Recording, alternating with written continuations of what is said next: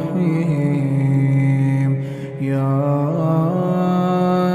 أيها النبي إذا طلقتم النساء فطلقوهن لعدتهن وأحصوا العدة واتقوا الله ربكم لا تخرجوهن من بيوتهن ولا يخرجن إلا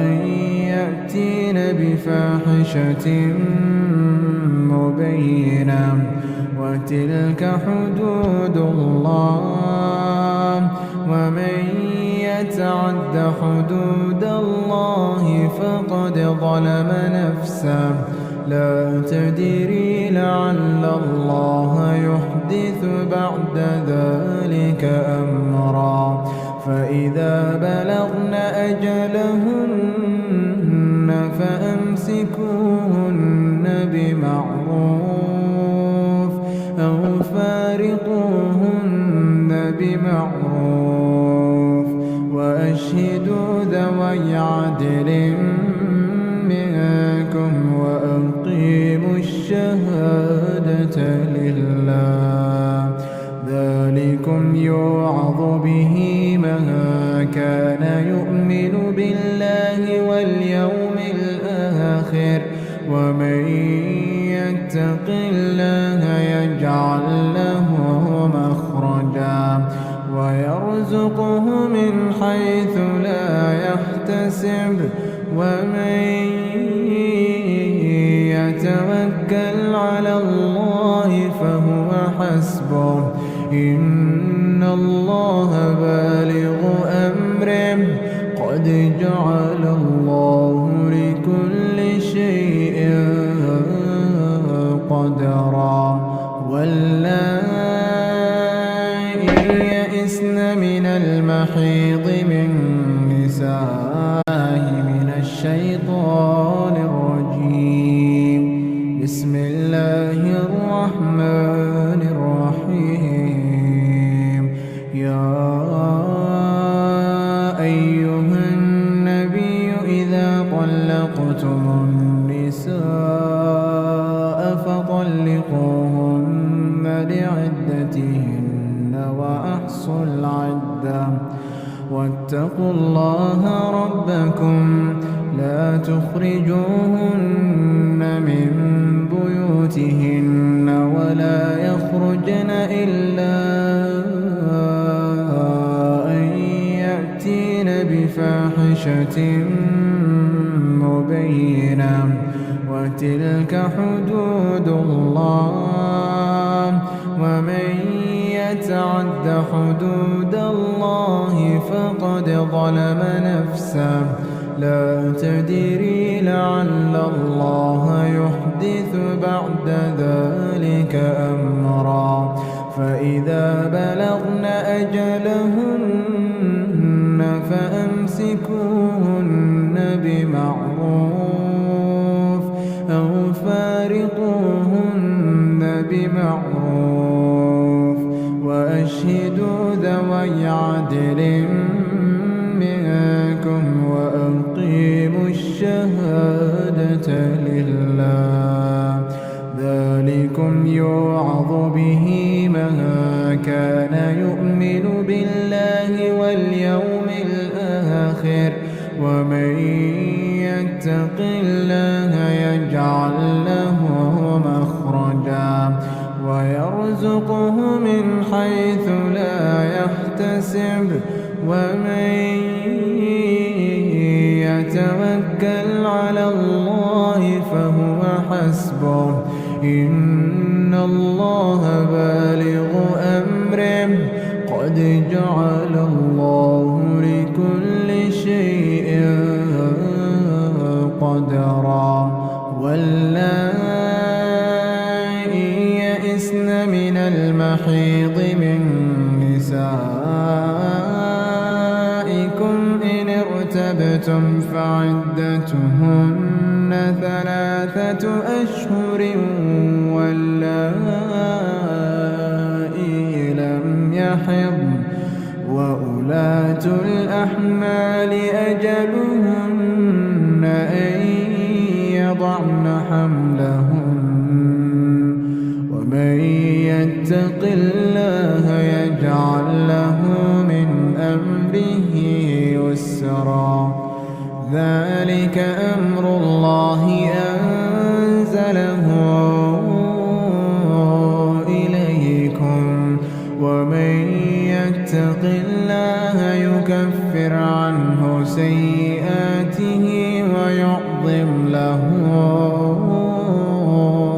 أجرا أسكنوهن من حيث سكنتم من وجدكم ولا تضاروهن لتضيقوا عليهن وإن كن أولات حمل فأنفقوا عليهن حتى يضعن حملهن فإن أرضعن لكم فآتوهن أجورهن وأتمروا بينكم بمعروف وإن تعاسرتم فسترضع له أخرى لينفق ذو سعة من سعته ومن قدر عليه رزقه فلينفق مما آتاه الله لا يكلف الله نفسا إلا ما آتاها سيجعل الله بعد عسر يسرا وكأين من قرية عتت عن أمر ربها ورسله فحاسبناها حسابا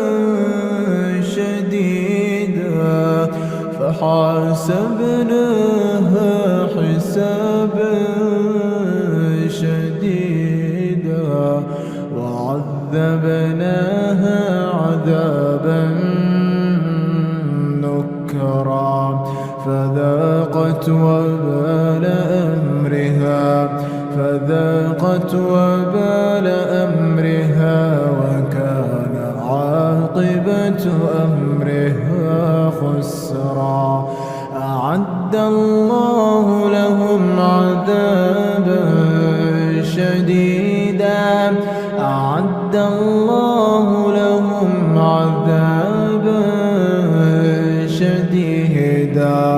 فاتقوا الله يا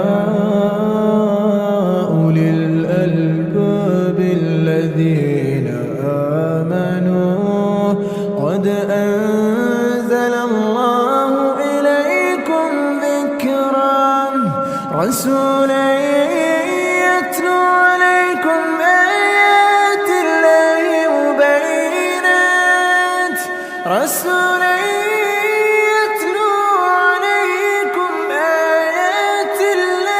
مبينات ليخرج الذين آمنوا وعملوا الصالحات من الظلمات إلى النور ومن يؤمن بالله ويعمل صالحا يدخله جنات تجري من تحتها الأنهار خالدين فيها أبدا قد أحسن الله له رزقا الله الذي خلق 7 سماوات ومن الأرض مثلهن يتنزل الأمر بينهن لتعلموا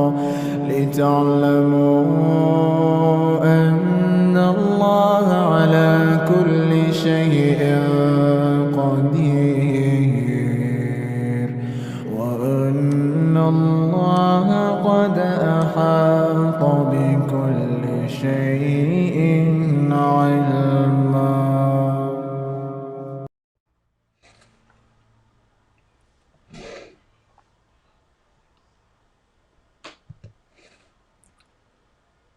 As the gender war rages on, in order to bring the peace, we must discuss the exact facts. Welcome to Ex-Faktly. Assalamu alaikum. I am your host, Saad Imam. Topic: are we hauling baggage into our future relationships from our former relationships to the detriment of our new relationships? Is it mostly men? Is it mostly women?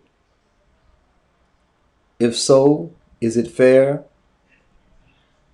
to pre-penalize the next because of the ex? What if I would suggest pressing the reset button, meaning making yourselves vulnerable again, not going in guarded, but trusting. Guarded people aren't comfortable within themselves or with any situation. A guarded mentality is a stressed mentality. As the guarded ones, did it benefit from the heavy guard, or did it cause unnecessary worry and problems? Example, they'll say a cheater gon' cheat. So why spend the duration of a relationship trying to find signs of cheating?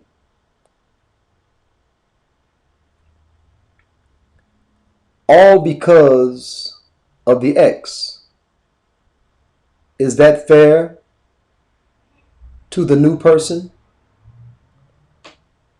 The Prophet Muhammad sallallahu alaihi wasallam said in one hadith, لا يداغ مؤمن من جهر مرتين. لا يداغ مؤمن من جهر مرتين. The believer is never stung twice from the same hole. Imam an-Nawawi rahmatullah alayhi said the reason behind narrating the hadith is that the Prophet alayhi salatu wasalam captured Abu Azza, a poet, the day of Badr. He released him and made him promise not to fight or censure the Prophet again. He released him until he joined its people, then started over by censuring and attacking the Prophet Muhammad sallallahu alaihi wasallam. Then he was captured at the battle of Uhud. He asked the Prophet Muhammad sallallahu alaihi wasallam to release him again. But the Prophet sallallahu alaihi wasallam said, a believer should not be stung twice from the same hole, and commanded his Sahaba to execute him. Marriage is not war, and spouses are not our enemies. At this time, I'll bring on, inshallah, someone to give their side, their opinion, inshallah ta'ala. So Sister A Nisa. Can you hear me, sister?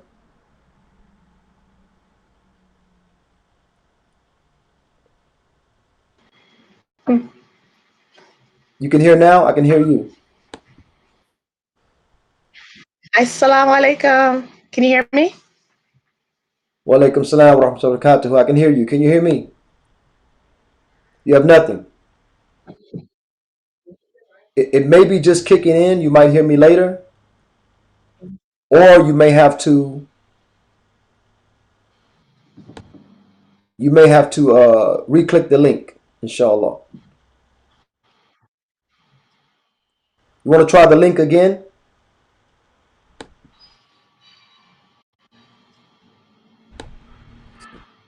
I can't hear anything. If you can hear me. Can you hear me? Inshallah. This is the problem with this. It's a problem with this setup.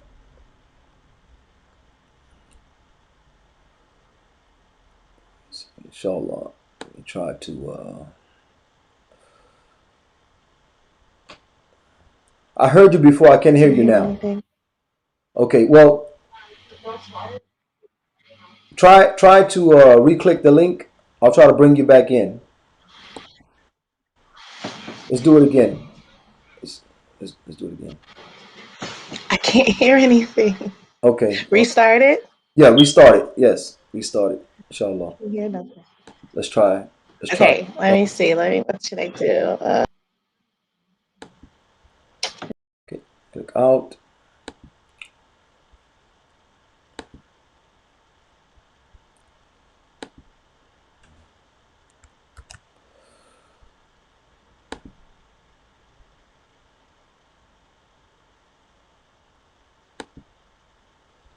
This is the problem with this digital world. There's a ghost in the machine.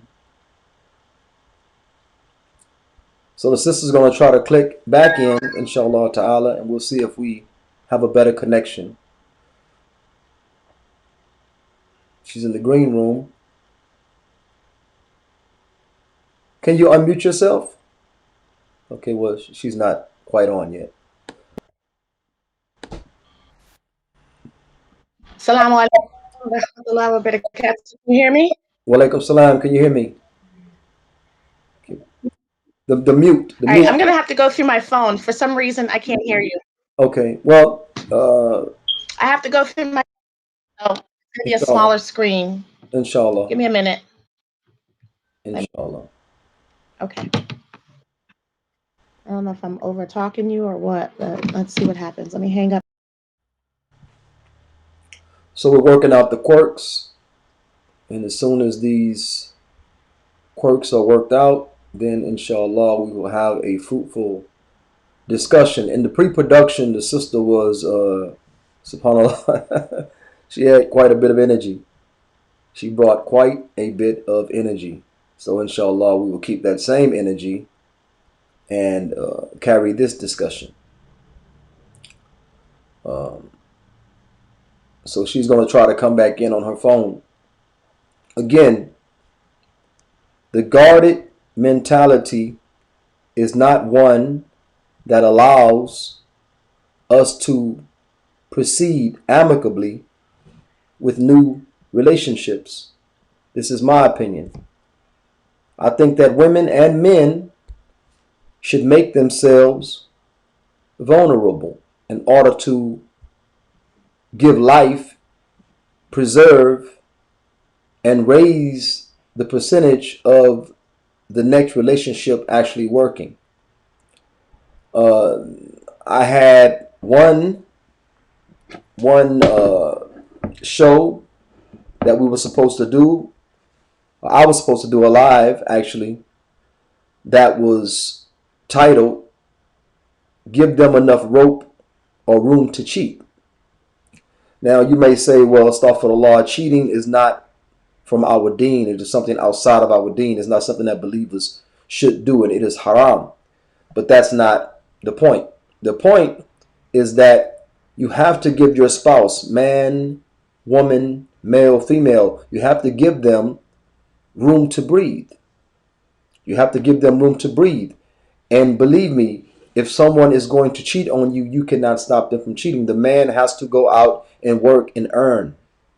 Even if he's even if he's at his computer desk and he is earning from his home, he is still occupied with learning. So therefore, you have to give your spouse enough room, even to cheat, because if they're going to cheat, you can't stop them from cheating. So inshallah ta'ala. Can you hear me now? Can you hear me now? So now keep your shoes off. Oh, okay. Yep. Come on this way. Yep. Go to your room. Can you hear me now? Yeah.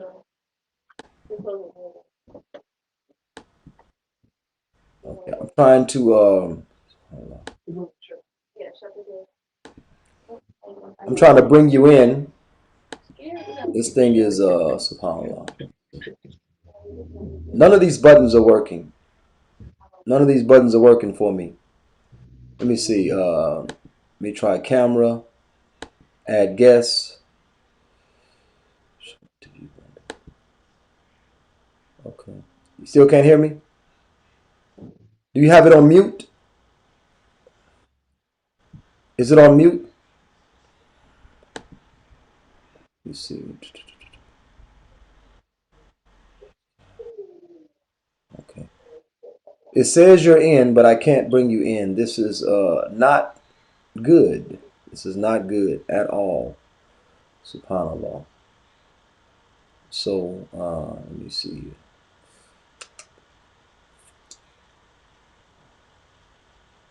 As I was saying, giving your spouse room to cheat, if they are faithful to their deen, they won't cheat. If they're faithful to you, they won't cheat. But hoarding over them and being overly suspicious, many times unwarranted, does not save your present relationship. So I advocate that couples, where individuals, when they go into a new relationship, to press the reset button. Become vulnerable. Put your trust, if you're a woman, put your trust in that man as your leader and your provider. Do all the due diligence before you marry them. But after you marry them, if you're going to go and guard it, then that relationship is doomed to fail. If you are looking for something against them or on them, you will find it. If you are looking for something in your wife or with your wife, you will find it. So, inshallah, we're trying to bring her in again, and we'll see how this works. Okay. This is some green room stuff. She's in the green room, trying to get her to... Can you hear me now? No? No sound? I can't hear you now. I can't hear you. So, this was supposed to work. Let me see. SubhanAllah. It's not allowing me to click any buttons. SubhanAllah. Let me see. Okay, let me get out of here, because this is messing me up. Okay.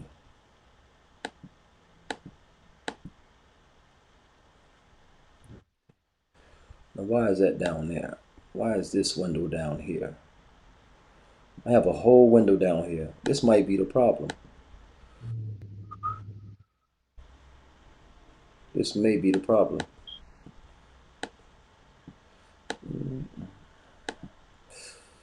This is not quite working. SubhanAllah.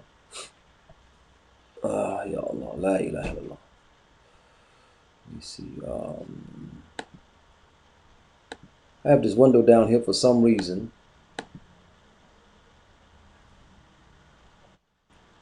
I cannot bring the sister in. What is this extra window for? I did not open this window.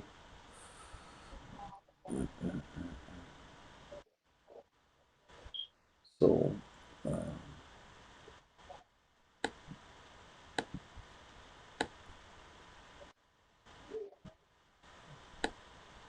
It's not working. It's not working.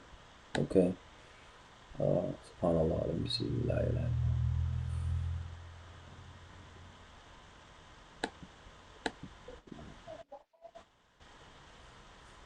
Do you have on the mute? The mute? Mute. I can hear you a little bit. I can hear you a little bit. A little bit.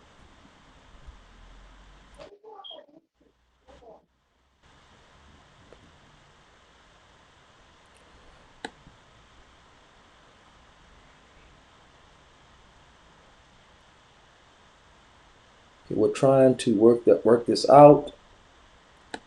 SubhanAllah. La ilaha illallah. System preferences. I got. Can you hear me now? Can you hear me now?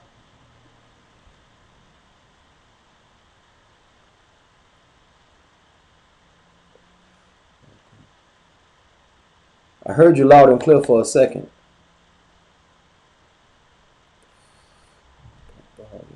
Okay.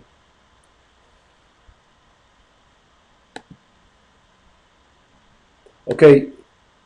It says you have muted yourself. Say you muted. You're muted. You can hear me? I can't hear you. You're muted. Okay, hold on a second. You're muted. I can't hear you. Let me see. And I'm trying to bring you on camera, and I cannot bring you on camera. It says guest has muted themselves.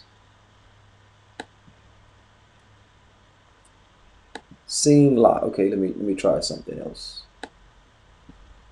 Scene lock. Let me take the lock out the scene. Okay.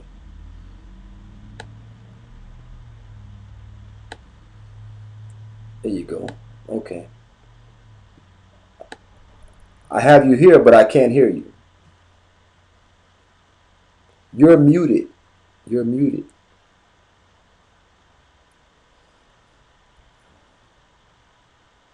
Okay, let me see.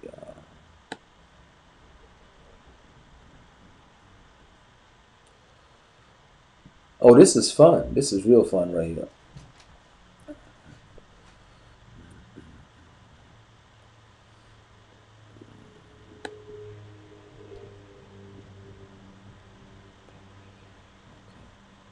I cannot get the mute off. Let me see. Okay. Sound effects. We're not doing that.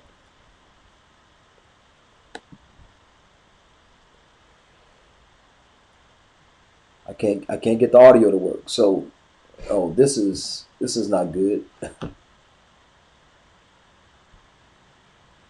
It says you muted. It says you're muted. It doesn't say me. You mute. Okay, it said I muted the guest. Okay, let me see. Okay. Can you hear me now? Yeah, I can hear you. Can you hear me? Yes, alhamdulillah. I've been clicking it. I've been clicking the same thing. Mine was because I had my Bluetooth on. Okay. And yeah, I had to turn off my Bluetooth in order to work it. Yeah, in order for it to allow me to hear you and me, and vice versa. Yeah, I had to turn off my Bluetooth. You destroying my episode too. Huh? I said you're destroying my episode too. Yeah, right. I'm sorry. Okay. So did you catch any of the introduction? Well, first of all, assalamu alaikum. Assalamu alaikum. Wa alaikum salam rahmatullahi wa barakatuh. No, I didn't catch. Okay, my introduction was talking about that should people make themselves vulnerable for every new relationship, men and women, does going and guard it harm the new relationship? And because of what the ex did, should you hold that against the next? Again, my opinion was people should make themselves vulnerable enough. And just as they say, a cheater is going to cheat. How can a woman stop a man from cheating that's going to cheat? So why spend the duration of the relationship, stressed out, thinking they're going to cheat because your ex cheated. You know, the same with the men. If you think your wife is going to do that, then you're going to be stressed out. You're going to be stressed out, and that keeps you from giving your all and becoming comfortable, you know, and tranquil in your new relationship. So, and I mentioned that Muhammad said, "La yudagu mu'min min juhri maratain." The believers never stung twice from the same hole, and this was because he captured a man, you know, Abu Azza. He captured him in the Battle of Badr, and he said, "Oh Prophet, release me." And the man was a poet, and he used to say bad things about the Prophet Muhammad sallallahu. He said, "Oh Prophet, release me, and I won't say anything bad about you again." So Muhammad released him, then captured him again at the Battle of Uhud, because before the Battle of Uhud, he started back talking, making poems about the Rasulullah in the negative. So Muhammad captured him again. He said, "Oh Prophet, please release me. I won't say anything bad about you again." Muhammad said, "The believers never stung twice from the same hole," and he ordered his companions to execute him. You know. So again, with this being said, I said marriage is not war. You know, and your spouses are not your enemies. You know. Right. So that's why I'm saying press the reset button. You know, that man that hurt you prior, that new man won't hurt you the same way if he hurts you. So relationship that broke apart because a woman was constantly in a man's phone, that may not be the same scenario with the next one. And it need not be. You know, a woman that was caught, you know, chatting with dudes in the DM while she's married to another Muslim man, that didn't mean the next wife is going to do that. So what are you guarding against? The unseen? What? Yeah. What stage are you talking about now? Are you talking about once married already, or are we talking about prior to getting married? Because I think that's really where the issue comes in at. Because I don't think you run into the same situations when you do due diligence and seeking out your partner. Number one, I think the issue, one of the underlying issues is that we don't respect each other's person. Men don't respect women, women don't respect men. And we don't respect each other's feelings. I think that we do a lot of projection as women onto men about, we try to make them conform sometimes how we want them to conform to how we're feeling and how we're perceiving situations. And that's not always inherently how men think. And sometimes they have their projections onto us. So I think that's kind of fundamentally where we're starting at, where the mix up comes in. Because if you're already getting into marriage, and you're having those same issues as before, I don't think you really did a due diligence in the beginning to try to isolate some of those things. So that's where I'm having a problem with. So for some reason, if we already skipped all that, now we're married here. Should we be vulnerable? I say to a degree. I don't think you should be, I think you should be cautious and be aware of some of the red flags that have presented themselves in the past. Not saying to look for them, but you should be aware of them. You should have boundaries set. You should have a plan in place to know, how am I going to deal with this? And see, that's the problem, is that people are reacting out emotional unintelligence. People are not intelligent about their emotions or how to handle them.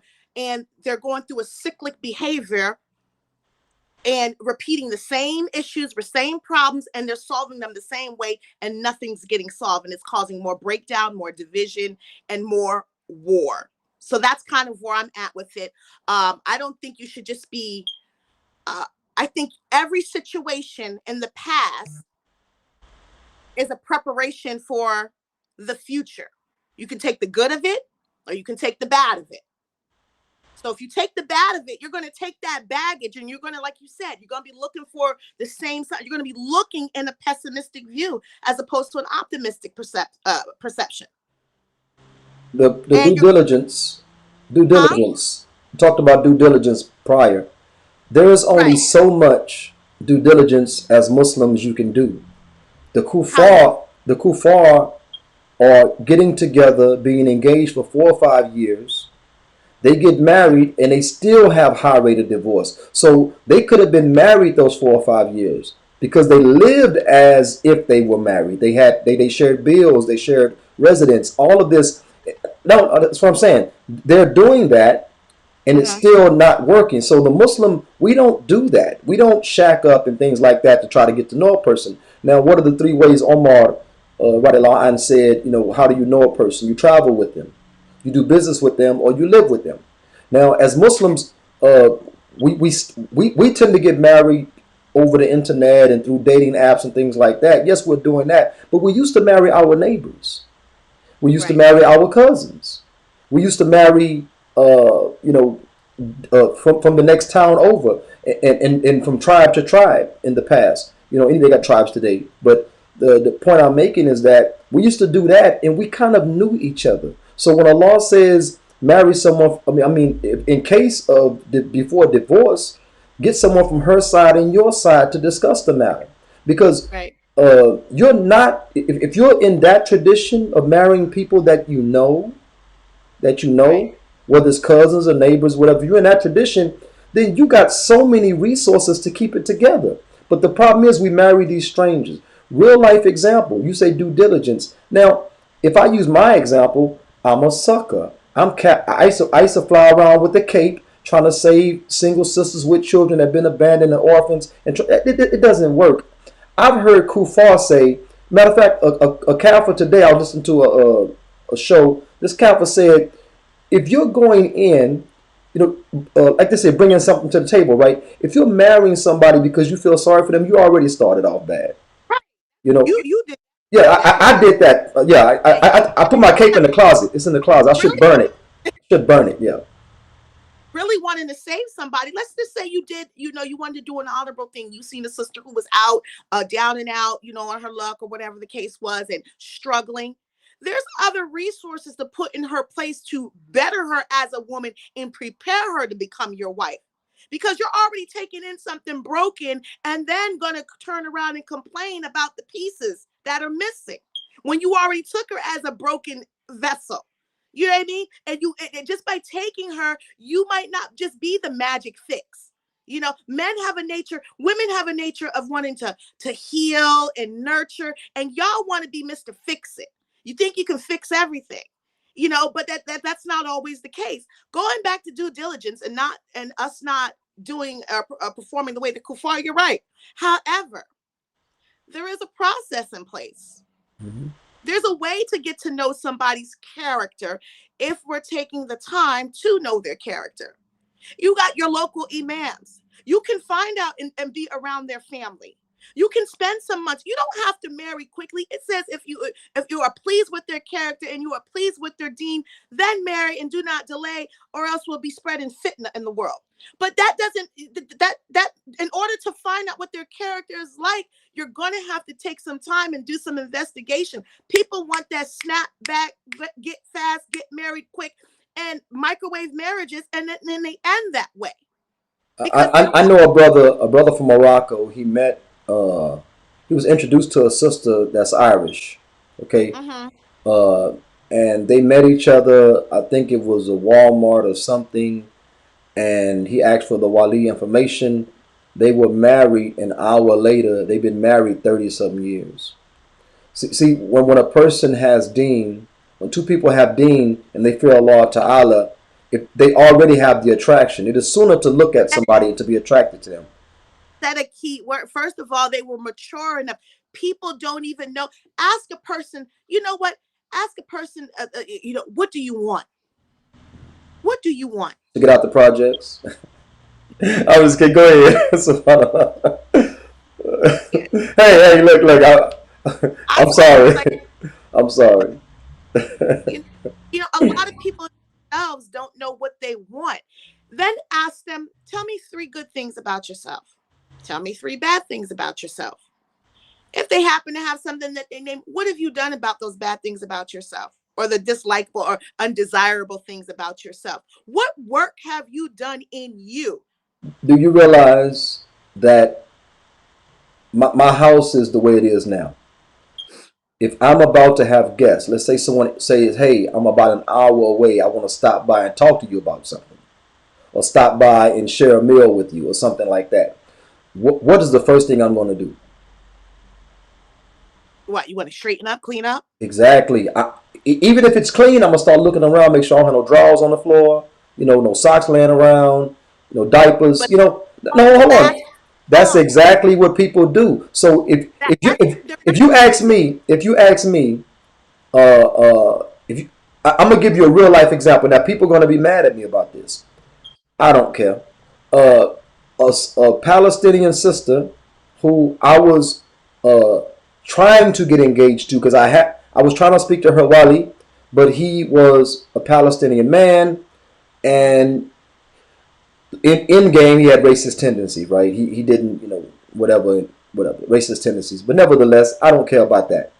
Like I told her, if you would have looked into my character, he probably found a reason not to marry you to me. But he looked at my skin, and I was in a newspaper after 9/11. I was in a newspaper, and I gave a talk, and they quoted me, and I was on the news and all that kind of stuff, defending the Muslim community about the attacks, and it's not from Islam anyway. So she's told him that, hey, there's a guy that flew in from San Antonio. He's now in Chicago. He wants to meet with you. Because she didn't want to tell him, hey, your guy's coming, because then he would say, no, I don't want to meet with him. Say, the guy's here already, and he wants to meet with you. This is in Chicago. I had family there, so alhamdulillah, I didn't waste my trip. So she said, would you like to see him? He said, yes. She showed him a black and white picture of me in his newspaper. He said, no Americans, right? I said, people don't look at me and say American. They look at me and say N-word. They look at me and say, are you from this country, that country, or what have you? I have no idea where I'm from. But nevertheless, I have no idea where I'm from. I'm descendants of slaves, descendants of slaves. So anyway. And go to ancestry. And I told her, I said, he didn't call me an American. And she put her head down and said, yeah, he called you exactly what you think he called you. And she told me how religious her father was. And I said, alhamdulillah. I said, it's probably good for you. It's probably good for you that you don't marry me. I say, but, he should really clean that up. He should really clean that up, because she said he has a lot of black friends at the masjid. What do Kufar say? I got a lot of black friends. I got one black friend, And he says a lot of black friends at the masjid. Yeah, because they have a distance and they're not trying to marry his daughter, So, again, this sister asked me a question. She said, have you ever hit a woman? Now, that could be an actual fight. That could be domestic for a spousal. That could be a police officer, right? There's a lot of scenarios that hit a woman. Knowing the facts of it, I told her, yes, I have. She said, I can't believe you told me that. I said, look, you asked me a question. I said, what am I supposed to do? Lie? Right. And that is the issue that we tend to go through. Hit a woman doesn't mean I abuse my wife. Hit a woman doesn't mean that my last relationship, the divorce was because of abuse. It doesn't mean that. It doesn't mean that you're going to get hit. There were plenty of opportunities. But it would definitely be a red flag, because I needed to investigate what made you. I understand that, but I'm talking about the honesty. The honesty. I answered her question. People don't do that. People straighten up before you visit. They don't show you how they normally live. That's where the wali comes in for the woman. That doesn't mean you have to rush. Yes. The due diligence part is to wait and see the follow-up. There's so many other circumstances that you can be involved in, or business transactions. You can attempt to do something small business transactions together, and see how their temperament is. You can't keep up a facade but for so long. There's telltale signs, but you got to be able to recognize them. You have to even know what you're looking for. How do you know what to look for if you don't know what to look for? Do you know Imam Shadid Muhammad? He said that that one of the first things you should do is check their social media. People say, "Oh, this is social media. This is not real."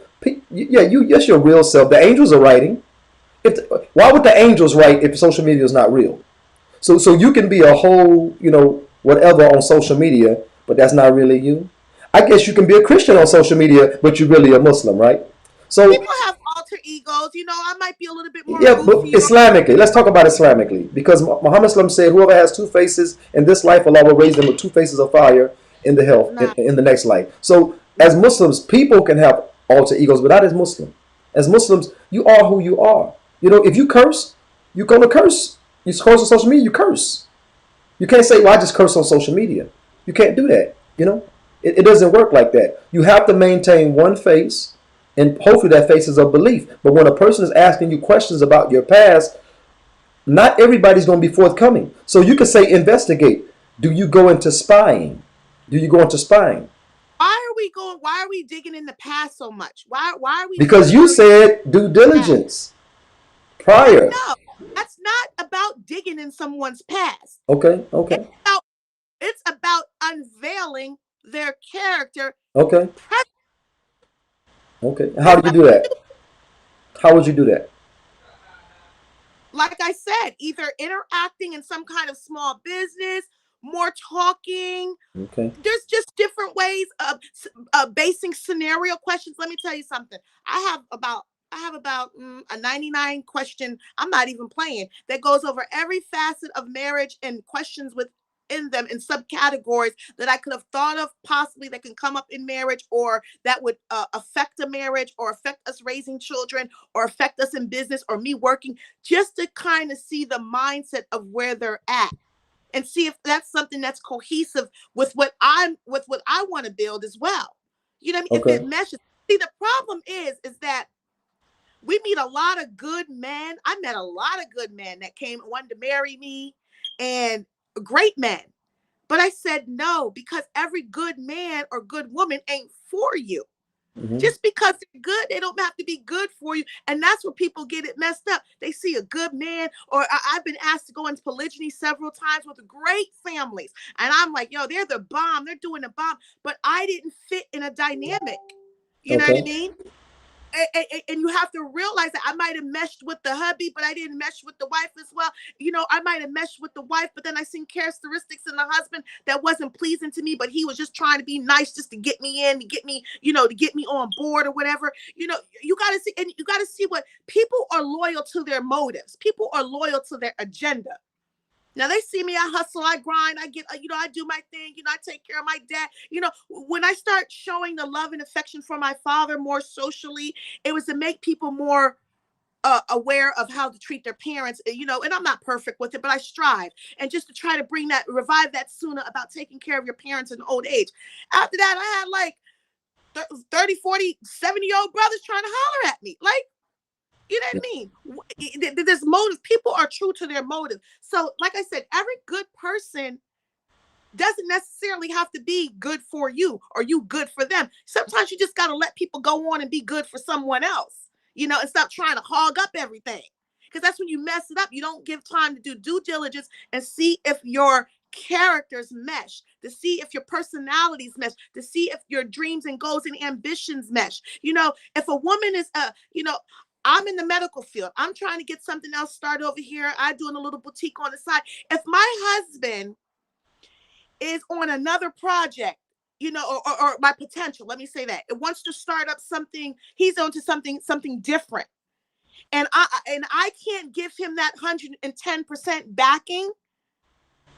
Why even go there if I'm going to feel slighted about my project continuing to finish doing what I'm doing? What about meeting somebody else that's also in the same field as I am, or also doesn't mind backing me or collaborating with me, and I still can give him that support, but not taken away from what my dreams and goals are as well too. You know what I mean? So it's about talking. People are rushing and not talking and figuring out who the other I person is. think I think I think we went into a different thing. I think that after all of that, you did all your due diligence. After all of that, should you make yourself vulnerable, male or female? Should they make themselves vulnerable again, meaning they're not coming in uptight, carrying baggage that does not belong to that next person? That's what I'm talking about. Are No, they doing that? they should Do you recommend them stay guarded? they should come in with boundaries, clear boundaries. A woman setting boundaries for a man Absolutely. beyond And Dean. What are those boundaries? and What could those her boundaries be? whatever. Okay, there's a certain tone that I will not be spoken to in. because I have a father and I have brothers who have never raised them to holler at me in order for me to be obedient. So you're not going to be sitting here hollering and screaming at me because I'm not going to allow it, period. I understand that can be considered a dean thing. That can be considered a dean thing as well. But I'm not getting into a woman trying to be the leader or the boss, or I'm not doing that. But I'm saying that's not where I'm going with this. What I'm going is people need to set clear boundaries. You know, so the not yelling at you, did that come from a previous experience? I'm going to say in exchange, just a younger experience of not having healthy dialogue, poor conflict resolution. Because you mentioned your father didn't do it, your brother didn't do it. So that is previous experience of not having that done. I'm talking about the males in my life. Okay. And that's the closest to me. I'm having interactions. My uncles don't do it to me. I don't, ex-husbands, did I argue? Did we fight? Yes. Did we have poor conflict resolution? Absolutely. So if I see that a brother wants to be argumentative or making me seem like I'm difficult to understand or to get along with, I'm turned off. I'm cool. What are some more? What are some more of those parameters that you set up? Those standards. Some more boundaries. Let me think. Because if it's not Deen 101 or Islam 101, then it has to be understood. I need you to fear Allah, and I'm going to fear Allah. Right. That means even if you don't have the information, like for instance, there was one sister who had her ears outside of her hijab. She wore them like that because she was from the Al-Fuqara community and things like that. So a brother told another brother, "Hey, your wife is ears are outside the hijab. It got to be inside the hijab, so on and so forth." And the brother said, "Okay, I got it under control." He said, "Now, this is serious." Wife. First of all, you don't need to be worried about his wife. Well, Muslims worried about Muslims. You don't become not okay.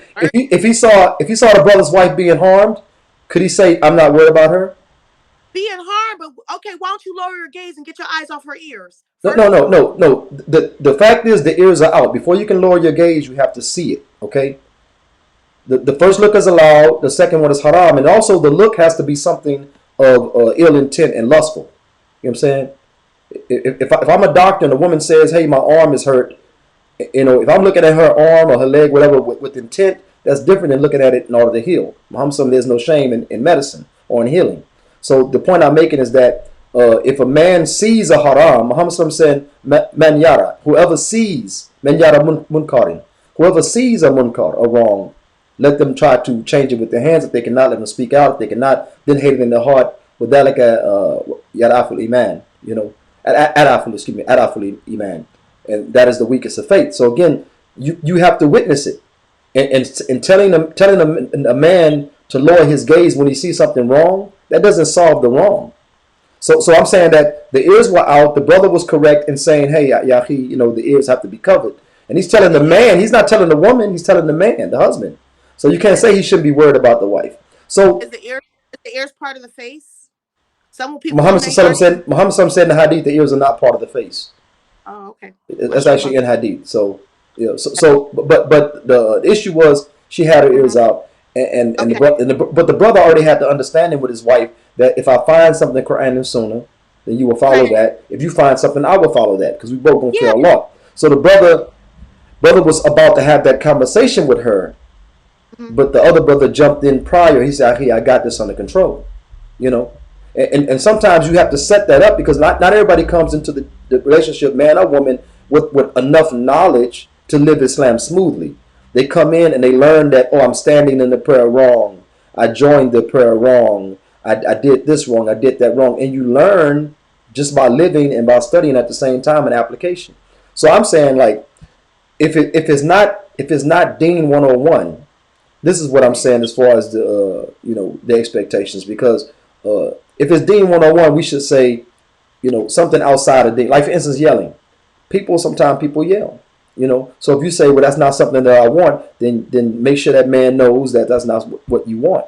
And not in deen because we're supposed to speak to each other in the best manner But and we don't yada yada. all. Well, human beings don't always, and even the Sahaba would raise their voice at times. You know what I'm saying? Because they are human beings. That's why we strive. That's why it's called striving. Because if you already arrive, there's no need to strive. You Right. know. So we all strive. We make mistakes, inshallah. Always an exception to the rule. Mine's is the rule. Is Not what I'm saying. always. Right. Always. Yeah, yeah. Not always. It's not gonna be a situation. Okay, his voice might get elevated, and I'm not gonna be tripping like, "Don't you be yelling at me!" But it won't be a continuous barrage of that's how Yeah, you yeah, speak, yeah. or speaking aggressively, or just there's just certain boundaries. You know what I mean? I just, uh, um, I think there's a manner in which way you ask your woman to do something. You know what I mean? I don't. There's And, nothing and wrong. people and people are different. People are different in those aspects. They have different temperaments. But the issue is that is it healthy to bring into the new relationship a suspicion that you harnessed from the last relationship?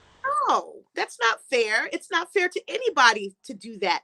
But like I said, we come in with caution. Period. What is You the give caution? What is the you give caution? you give everybody a fair. You give everybody a first.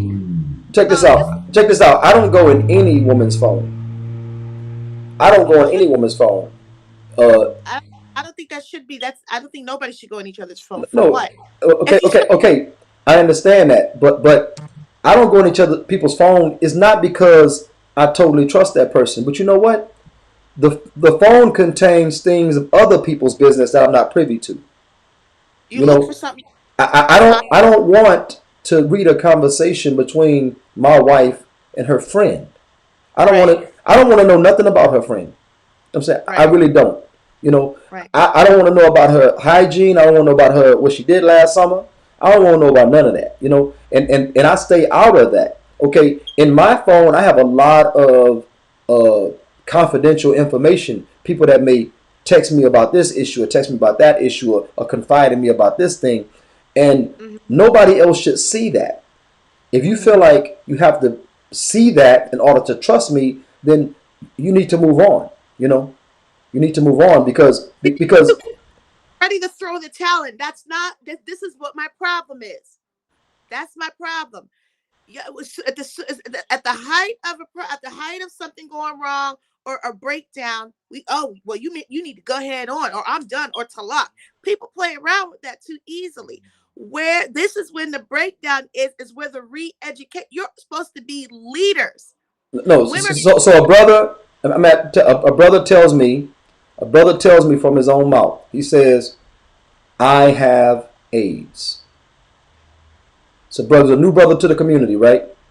Mm-hmm, He confided in me and told me, "I have AIDS." mm-hmm, Okay, mm-hmm, I'm mentioning something extreme. This is true, but extreme, right? mm-hmm. This is that brother's business. He's not trying to marry anybody in the community. Never did. Okay, and he Right, passed right, away, right? The brother told me right. that if that was Mm-hmm. a text, and let's say a woman was suspicious of me, I want to read all your texts because my last husband, whatever, whatever. So she goes and then she reads his brother's business. You know, that's the She's issue I'm saying. wrong. She's wrong. But I mean, is that enough for a divorce though? You want to get rid of your wife for a Look, look, mistake? look, look. The community's confidentiality is bigger than her attitude because of her ex-husband. It's And bigger than that. And if I say don't go in my phone because of that, don't go in my phone. I'm is gonna leave it my bigger? phone out. I'm leaving it out. Don't go in my phone. She shouldn't have been. But is it bigger than her role? Is it bigger than your love and your duty to educate her? Is it bigger than you helping to divide the community further and sending out another broken woman, another Sister. She came in broke. Check this out. You said you don't want a you man yelling at you, right? you accepted her You broken. said you don't want to. Well, sometimes you don't see brokenness because they wear hijab. But check it out. Uh, Sometimes you don't see it because of what you're looking through, the lenses that you're looking through. Take off your glasses, you can see properly. I don't want to take these off right now. Well, then you don't want to see clearly. Okay, check You this out. Check this you out. like you like looking at the tinted version. That's Check the this out. problem. You said you would tell a man, I don't want you to raise your voice at me. I don't want you yelling at me. Okay? That's not something I'm accustomed to. It's not something that I desire. Right? Okay. No. I would say that because of my position in the community and my relationship with the Muslims in the community, my local community, not the idiots online that, you know, make up scenarios and run with them as if they're hot. I'm talking people that actually know me. So I have relationships, right? MashaAllah. You didn't have yes, ma'am. Listen, I'm sorry about that, brother. No, you got my scenario. I'm saying that I have relationships with the community. Right? If I say don't go in my phone for that particular reason, you're not privy to that information. If you don't trust me, don't be with me. But you can't go in and read Muslims' business. Because when it gets out, you know what happens to my reputation in the whole community? Don't go to that brother. Don't go to that brother. Right. Don't go to that brother because he's going to tell your business. And it could be my wife that did it. So where's the priority? Let's see here. I agree 100%. She shouldn't be on the phone, but I still don't think it's warranted for that time to. I mean, you're looking at it from a woman's point of view, because I'm telling you, community confidentiality is bigger. If she can't control herself because she's coming off of some other scenario, then this is not going to work, because obviously she agreed to it before we got married. But there's signs that you've seen before you putting that. First of all, okay. No, it's not about signs. It could be a new relationship. The signs are what she saw prior to me. And I can go on my phone right now. I have a meeting with a brother and a sister tomorrow. That's not anybody's business who that people are in the content. So if I tell a person, look, don't go on my phone for this reason. If you can't trust me, you can kick rocks. You say, oh, the divorce. Yeah, the divorce is not worthy. It is worthy. You ruined my whole name, my whole reputation for years. Cannot trust, brother. If you cannot trust, there is no us. Almost 30 years. What? Almost 30 years of community service and reputation. I can't ruin that over one person. You can't argue about that. If there's no trust, there's no us. But it's build up. It just doesn't happen. She just doesn't. Women are just like, okay, well, let me just go in his phone because I just want to see something. It's just, no, it's not usually like that. It's usually something that precedes it, untrustworthy behavior, something that you say. It doesn't make it right. You're talking about a woman. You're talking about a woman, though. About a man. Oh, okay, but that's the other man. Again, look, hold on. I got one for you. Okay, I have. Listen, I have my phone. Wait a minute. I have my phone, right? I have my phone. I have my phone. I text somebody. No, hold on. I have my phone. I text somebody. After I finish texting, I usually put my phone down. Okay. My wife walks in right then where I hit the last button. I put the phone down. She might walk in. I'm not saying it's a real life situation. I'm saying she walks in, this hypothetical, and she says, why did he put his phone down as soon as I walk in? It was timing. No, wrong. That's not timing? First of all, I'm there. I'm telling you the situation. You're telling me it's not the situation? Be part of the show? Okay, go ahead. Go ahead. If she's thinking about you like that, and she's on suspect, as soon as she sees you put down the phone, you've been had a problem. There's been trust issues. But that doesn't have that may not be about me, though. That didn't just start then, and that wasn't the first. That's the subject is bringing in baggage from past relationships that harms the next because of what the ex did. I'm telling you that it may not be me. I'm telling you, I'm talking about women. Maybe you don't know women like I do. I'm telling you about women. You put your phone down at the wrong time. I don't know woman as a woman. I'm joking. I'm being facetious. I'm joking. Okay, but I'm saying that's the way it works.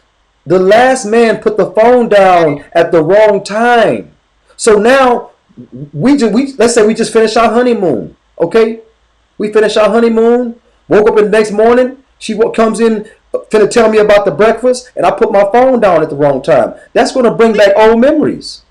This is weird to me. You know why? It's But really it weird to me. happens, real life. You know, it does happen. Yeah. But why at our age, maybe these younger people doing this stuff, but at our age right now, and you couldn't pick up those signs before marriage that she got some serious. That's your lack of due diligence. Because she gonna show those kind of weird little signs and phone call. Well, why you didn't call me back? I called you back. I called you to the. It's Now, not gonna. first of all, that's women, and I don't do all of that before marriage. I mean, as a Muslim, I'm not going to do all that before marriage. Let me finish what I'm saying. Yes, ma'am. Please. Yes, ma'am. Okay. So she's just not gonna start just and go pick up the phone, and that's the first sign of her cray cray.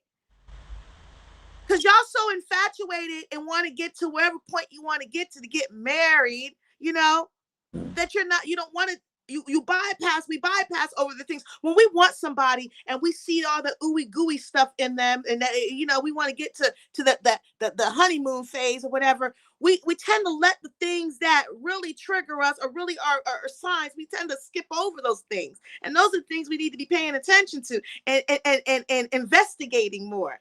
Because if you don't like that, you know, well, why you didn't call me back, or that's suspicious, it's going to pop up somewhere, is what I'm saying. But it doesn't have to come prior, though. It doesn't have to come prior.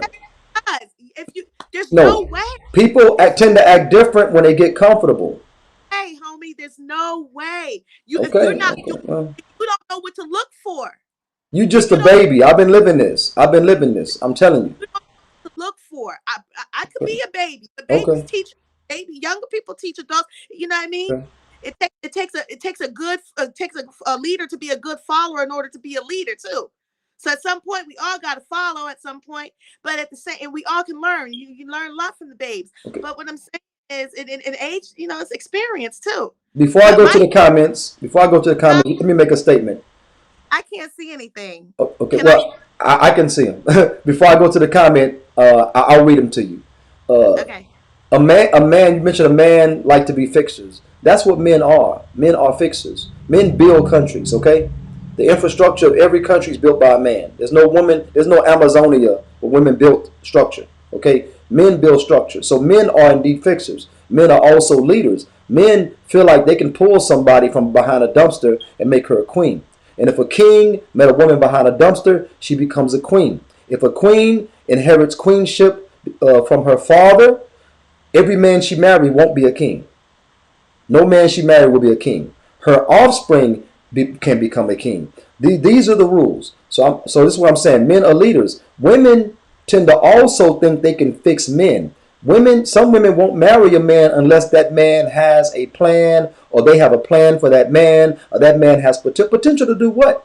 You know, some men are plumbers and they want to die a plumber. You can become a millionaire as a plumber.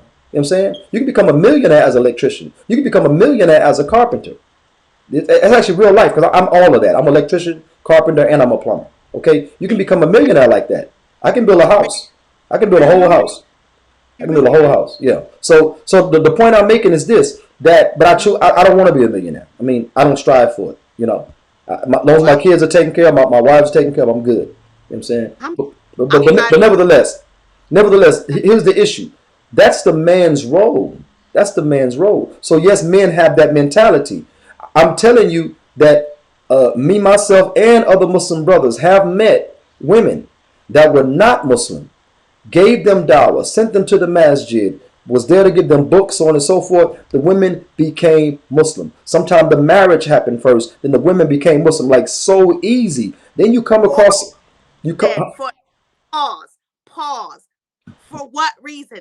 Usually 9 times out of 10, they became Muslim for that man. No, there's no 9 times out of 10. No, look. Okay, hold on.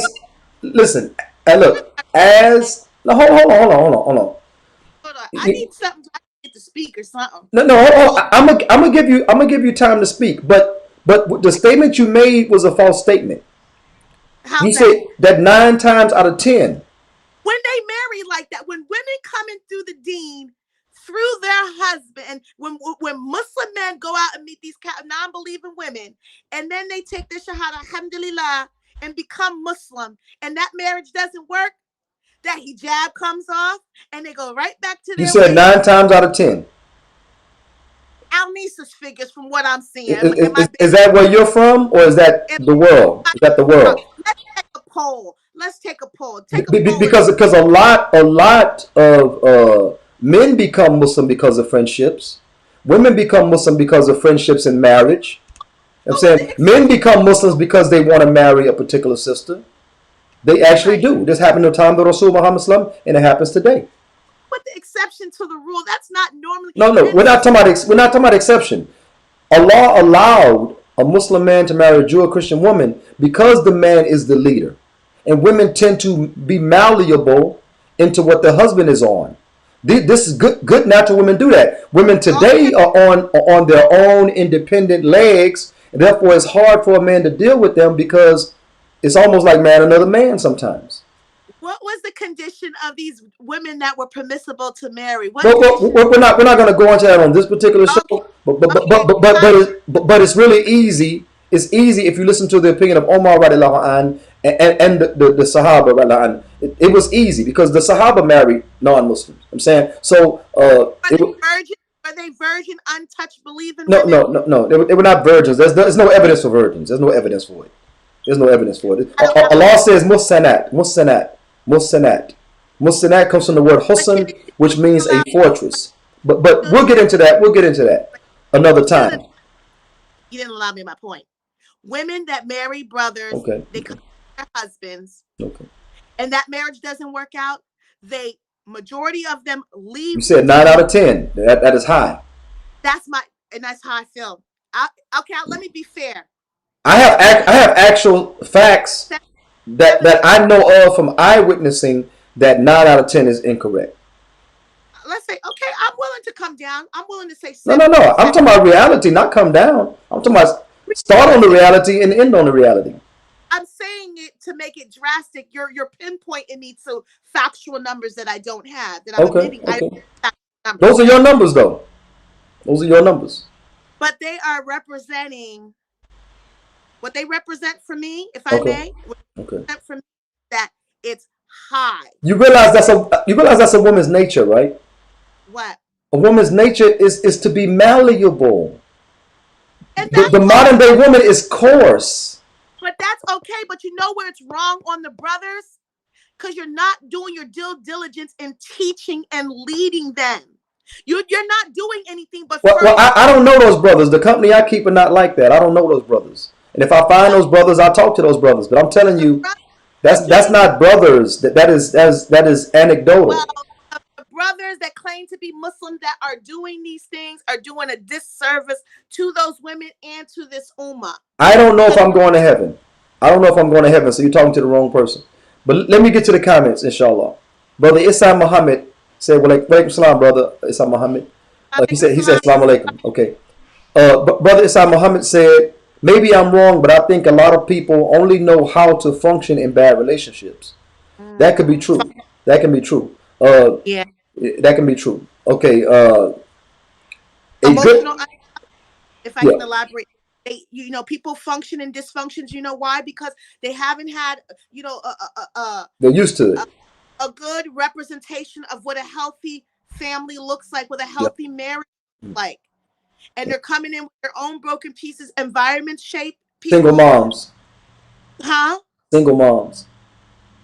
Single moms, broken dads. Broken dads. Daddies that boys, broken men that didn't have a father in their life. Broken by the system. Well, single moms. We're back to single moms again.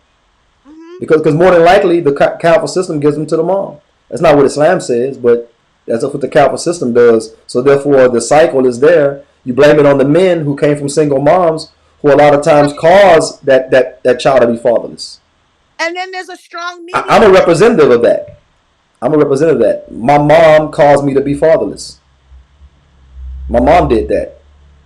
When I finally met my dad when I was 20, he told me what happened. He reminded me. He told me how I was dressed on a certain day. He came to see my mom, ran him off. told me about another day. It happens. It was not any fault of his own, except she made a bad choice. I'm sorry that was your experience. Well, my Yeah. dad was the other one. He couldn't have the apple tree. He didn't want the apples. Yeah. Yeah. Yeah. People see what they see, but they didn't see the 24, 5 years that he wasn't around and Yeah. didn't pay no support. Yeah. I understand. That's my homie, right? I'm his last born. That's my ace boon cool. Yeah. You know what I mean? Take care of him and I'm gonna love him, but I'm not gonna forget what my mother had to go through because of what he couldn't maintain. Mm-hmm. That's real rap. I just received. And I'm the mother. Hold on a minute. I'm the mother also that, with my son, I raised an only boy. I was rough around the edges because that's what I see. That's what I knew. A lot of masculine traits, a lot of, just hustling, busting, trying to survive, trying to work, trying to, balance everything, trying to be both parents to them. And you can't teach I can't teach a man how to be a man. I can just teach him to be the best human being possible. You know what I mean? But me keeping him in his dad's life, but dad chose the streets. You want to hustle and deal drugs. I made a decision. We ain't doing that. We're not, in order for me to try to save my son, save my family, we're not doing that because you're making bad choices. So it's up to a mother to have that protective nature too. So it's not always, she's keeping her son away. She's keeping the kids away. Why is she keeping them away? Yeah, but that's really specific. But right. Like for instance, I have a little boy in Georgia right now, right? Right. I can never have my son, raise my son. I can never have my son. She just remarried. I still can't have my son. Even when she, whatever she was doing, I still can't have my son. I just received a letter from the Georgia Department of Children, of Human Services, whatever it is. It says that you're not required to pay child support. Now, I've been sending Cash App, but she said, the letter says I'm not required to pay. Now, you know what that's about? She doesn't want, because if she put me on child support, they're going to give me visitation. And she doesn't want it. She don't want me to see. She don't want me with my child. She wants. When have you petitioned to have your child? No. I'm not putting that out. What I'm doing as far as my side, I'm saying the letter I received. And hold on. This is the issue. No rights, but I get pictures. I send Cash App. I get pictures, and that is the issue. Now I know he's a baby right now. At a certain time when he becomes, he's going to need me to make moves for his safety. He's not in a good situation right now. He's in a good situation to take pictures. He's in a pit. You ever see those good pictures? It was a picture of this family. It was a man and a woman, and they had 2 kids. Beautiful pictures. This dude killed his wife. His wife said, "I'm going to leave you." He killed his wife. They say in front of the kids, but this is what I'm saying. The pictures look good. So right. I'm saying so people look good in pictures. But right. The point I'm making is that's not me being deadbeat anything. When she remarried, she should have gave me my son. I'm saying she should have gave me my son. Even especially if after 2 years, especially if you're not breastfeeding, especially if this and that, all these different scenarios. So the point that I'm making is that every situation is its own unique animal. The commonalities are that the system, and even she even told me, she said Georgia is a mama state, So she's already setting it up. Now I get a letter. I don't have to pay child support. That letter is about, that's how much she don't want me in my son's life. So how is he going to grow up, and what woman is going to be punished by that? You see what I'm saying? Interject real quick. What you just, it's something that you triggered something in me too. So when my mother remarried, she gave my brother. Mm-hmm. It went all of the boy. Gave my brother to my father. Yes. Which was the Islamic thing to do. Yes. You get a new Muslim husband, whatever, but the children they're supposed to go to their father. Yeah. He did with that was weaponize that. Mm-hmm. And it was a long time before she got to re-see her son again. Okay. Because he's bitter about the situation of not being able to have her and his children. Because she's moved on. It's not always, there's always more. There's 2 sides. That's less than 9 out of 10. That's less. And nobody. Look, no. Hold on. Nobody's behavior. changes the Islamic standard. Nobody's behavior, nobody abuse of Islam changes the Islamic standard. This one imam said he would not marry a man to a second wife in his masjid. His reason for that, because this one brother did something wrong. So he changed the rule for everything. Islam doesn't change like that. So anecdotal occurrences and points and evidences are not what changes Islam. If your father did that, that doesn't change the Islamic standard. You have to stay with the Islamic standard, because men are going through it. Men are going through it. Muslim man that claims to be Muslim man qualified. Let me tell you about it real quick. Let me ask you about this situation. Anecdotal. But let me just ask. But it's anecdotal. But let me tell. What kind of mother? Let me ask you a question first of all. Okay, so I know this mother. She has about 5 children with the same man. Finds out that her husband is a homosexual, but he's still practicing and praying and doing stuff. Is she supposed to give the children to him? Anecdotal. I'm asking. That doesn't change. Of course, you don't give your children to homosexuals. Of course, you don't. But how can she prove it? She didn't prove that. You have to have 4 witnesses that they're doing. No. A wife doesn't have. If a wife knows, I ain't talking about rumors. I'm talking about suspicion. Facts. No. If she knows, Allah says in the Quran that the witness of a wife is enough, and the witness of a husband is enough. You don't need 4 witnesses, and that he can swear 4 times by Allah that he's telling the truth, and the 5th time invoke Allah's curse upon himself, and his wife can do the same. Now, whichever one goes to that 5th swearing, where they invoke Allah's curse upon themselves, then you have to drop it. You have to drop it after that, because this person is cursing himself to the hellfire. You can't cross your fingers behind your back like a kafir. Can't hear you. Can't hear you. Is your Bluetooth on? I can't hear you. Can't hear you. Your sound is off. Okay, you muted yourself again. You muted yourself. Take the Bluetooth off. You're muted. You muted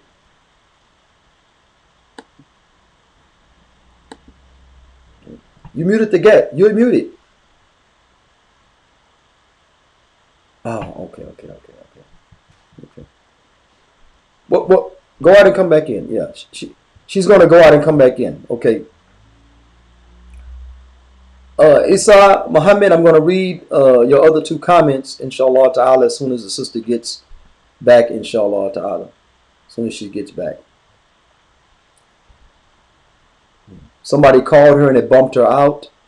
So, subhanallah. I'm going to try to get her back in the chat. Back in the chat. Inshallah ta'ala. I don't know what's going on with this live. I might have to edit it as a video file and chop it and then bring it back, inshallah ta'ala. That's what I may have to do.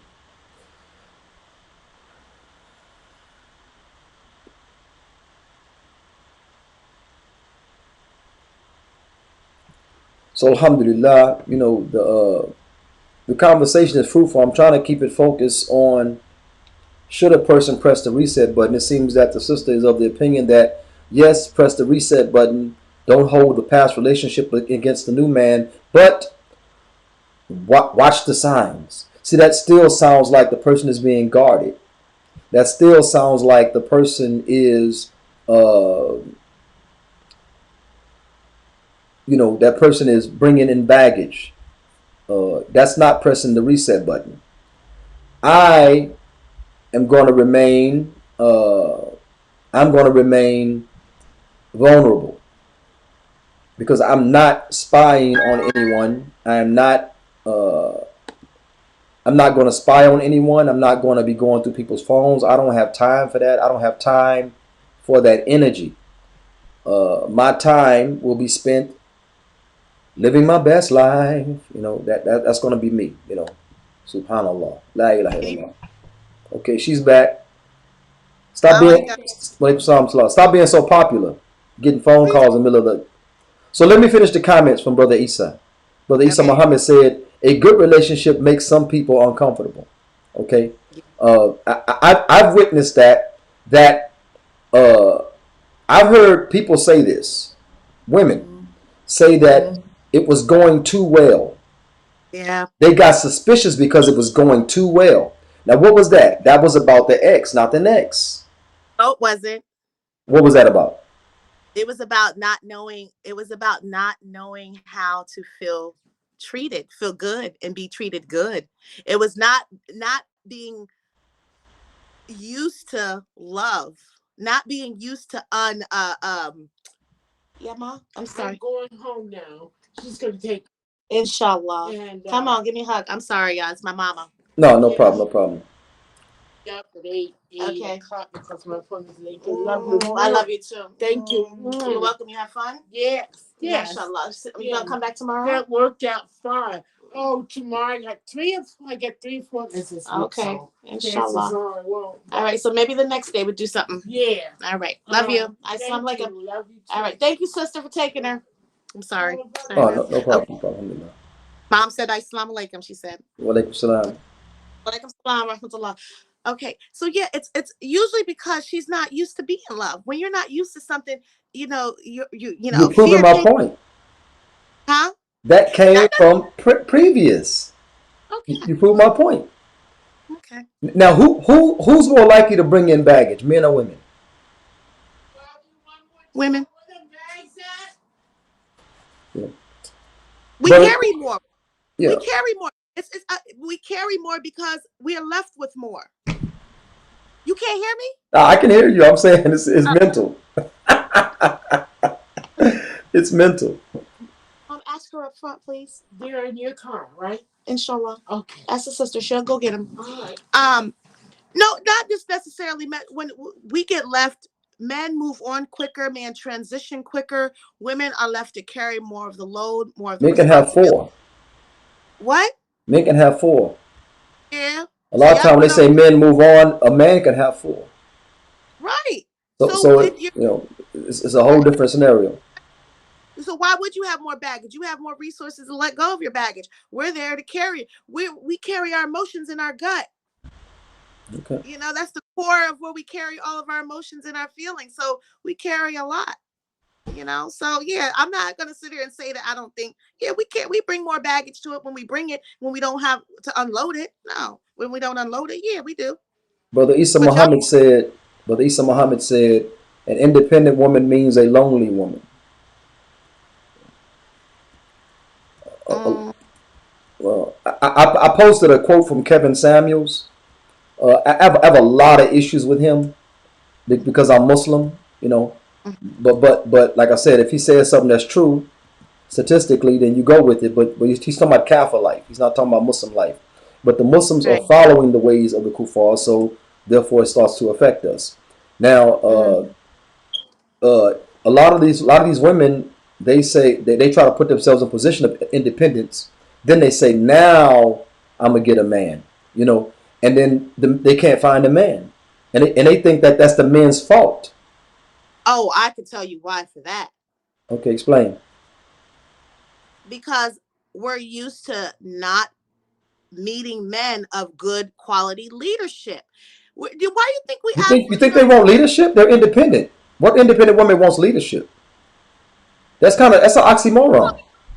We had to become that. We were kind of cultivated in becoming that way after being disappointed so long. Baggage. See, we're back there again. We're back. It takes giving somebody a chance in order to accumulate the baggage. We didn't just get baggage out the sky. You had to be with somebody and try in order to get the baggage. But that has nothing to do with the new man. He didn't do that. And what does that have to do with her being somewhat independent? I'm not saying completely independent, but listen, okay. A woman that's completely dependent on her husband and doesn't have any skills for herself, that's dangerous. That's dangerous for the marriage. That has no skills. What if her skill is being a woman? What if her skill is being a natural woman, which all men desire? Which all men, only users want a woman with a high income PhD. Only users want that because I they. don't believe that. I think builders want it too. You know, Builders. how I, many how many 50-50 relationships are based on the woman making that much money? I don't know that language. What you We doing? bought a house. We put it. I'm telling you, splitting the bills. When I don't men know that. seek a woman, now it's not wrong to marry a woman like that. But when men I, seek a woman like that, the I don't know majority that. of them are users.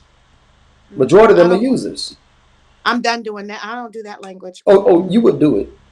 No, no, I would not. You got me. You're a woman. You would do I'm it. not. No, I'm not part of no 50. Perhaps I'm wrong. Missy, yeah, you wrong, brother. Don't put that information out there about me. Get somebody's feelings hurt.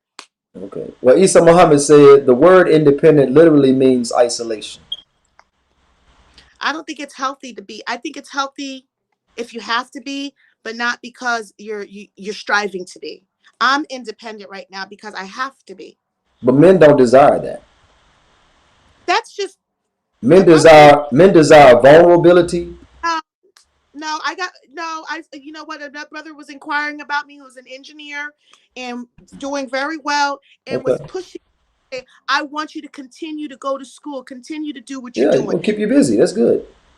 continue to build yourself up. Yes. Because he likes to hear wanted to hear my goals and didn't mind didn't mind it. It's just I think men that are insecure somewhat. I think men that are insecure don't want their women to be like educated or have skills or let me tell you. Let me listen. Let me ask you a question. So another scenario: a brother I know married 7 children with his wife. One wasn't his, 6 were his. Family business, took care of it. She worked within the business, but only knew a certain portion of it, only the part that she did, but not really the backdrop of what he did and how it functioned and everything else. Fast forward, brother goes to jail. 7 children now in the system. She don't have no way to take care of him because she had no skills in the 18 years that she's been with him. The only skill she had is what he allowed her to do within the business because she never had to work outside the home.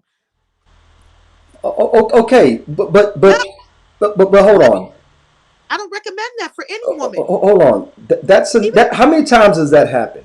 Again, we're back to oh, anecdotal. How many times does that happen? plenty when you talking about these brothers. Oh well, we don't like our women to work and we don't want them educated and we I'm don't want. talking about what men want. And I think women have to stop looking in the phones, listening to conversation. They have to start listening to what men are saying, what they want. I'm telling Hold on. You be in a career medical field, that doesn't intimidate men, okay? But let's say flashback before, back when, you were having a children and things like that. Okay, a man knows that the mother is so important, especially in the early years of the child and throughout the child's life. It's important that the mom be there and that they shouldn't be passed off on a daycare. If there's no family to watch the child, it should be passed off yes, on a daycare. Why? Because you'll be watching MSNBC or CNN and you'll see your child on camera getting abused. You know what I'm saying? right. And we've seen it too many times with nanny The cams in the but your home. first should be in the home. The first place should be the caretaker and the nurturing of the home. I Yes, don't. yes. No. That's not So what I'm so saying. so, should, so you agree a woman? So you're saying a woman should go and get her degrees and stuff before she gets married, Yeah, she so she can. can Yeah, protect herself, right? Guess what? These yeah. women are lonely. They can hardly find husbands. Mm. Now the white ones don't have too much of a problem. I don't think that has so much The to do with Mexican Americans don't have too much of a problem. I'm talking about America. The black education. ones have a big problem. They're not finding Why? husbands. They're not finding Why? husbands. Why? They got the choice. The world is their oyster. The world is their oyster. They could go and find a husband anywhere. They don't have to be limited to black men or stuff for the law. Black, But they're the not ug- finding husbands. black women get the ugliest treatment and the worst and the least protected. I don't We think that. I don't think that. I don't think that's on true. the bottom of I don't think listen, we're that's on the true. bottom. No, because you're always stereotyping us as oh loud and oh as arrogant and oh as disobedient. So Oh, white when you see loud, you don't see black women as loud. Not all. culture. we can't be. No. They don't have the people that's like that don't have a culture because they don't do that in Africa. That's not in Africa. Have you been to Africa? Yes. Have you? Okay, Yes. I wasn't all look. No, nobody's been all over Africa except white folks. No, I haven't been all over. I've been to Africa. Yes. I've been going since 2014 and married 2 Africans. Do not tell me that these women are not loud. When they're listen, let me finish, please. Conversation. I'm talking about attitude. Go ahead. I'm done. No, go ahead. Because Africa's a continent 3 times the size of America. There are many countries in Africa. So you can't say Africans are, you can't say that. Culturally, they're different completely. You can't even which one? You can't. Because they're not the same. East Africa, West Africa, you cannot. They all the same. No, I'm not saying all the same. Family-wise. Then we can't say Africa. Oh my God, brother. You got to say Sudanese, Somali. Brother, I'm not going to have this conversation if I can't say anything. Okay. It's frustrating. Get a thought across. Go ahead. I'm serious. Go ahead. Okay, so what I'm saying is that culturally, they're different than us, period. The hierarchy of respect, the hierarchy of family, it's much better than over here than the Western world. So that is not even in comparison. You could say all of Africa for that, okay? But what I'm saying, I've just lost my train of thought when we were talking about the loud women, the loud women. Oh, change. We're not talking about no, they're not argumentative so much with their husbands, but they can be loud. I thought you meant conversationally, like loud in general is what I thought you meant. Because in general, yeah, but not with their husbands or no, they're not. I'm talking about hands in the face, want to fight, clapping in the face, doing this here. Where does that come from? You're doing ghetto ratchet then, and every black woman does not represent ghetto ratchet. I'm sorry. I know. I've seen hood boogers that you might be talking about, but you're not talking about. I've seen self-value women. Yeah. No, you're not talking about those black women. I've seen the soft-spoken ones. It apparently was a front because when they got mad, it came out. Okay, so then you're talking about anecdotal again. You're talking about the isolated. No, I'm talking about predominant. I'm not talking about anecdotal. I'm talking about predominant. See, and this is exactly why we have the wars. Because we don't need to do it brings almost tears to my eyes for you to sit up here and down us like that and say that I'm not talking about all. You said predominantly. You're perpetuating look, no, that attitude is predominantly with them. I didn't say the majority of black women. The attitude is predominantly with them. Okay, I'm gonna give you another one. I don't need no man. Who says that more than any other woman? In the nationality of women, who says that? Who says that? Are you seriously gonna sit here and act like that was not cultivated in us? That's what I'm saying. Systematically put in us to think. Yes, I agree. Why are you blaming us? Then re-educate. If you know it was a systematic design to divide the black family, to take the man, to demasculate the man, to take him out of the home, to masculate the woman, to make her the leader, to do the role reversal, to put it on. If you know that, then why would you sit here and beat us down while we're already down? I'm not beating down. I educate all the time. I talk about it. I educate about it. I talk about it all the time. Guess who pushed back? Guess who pushed back? Guess who pushes back? The one that needs the help. They push back.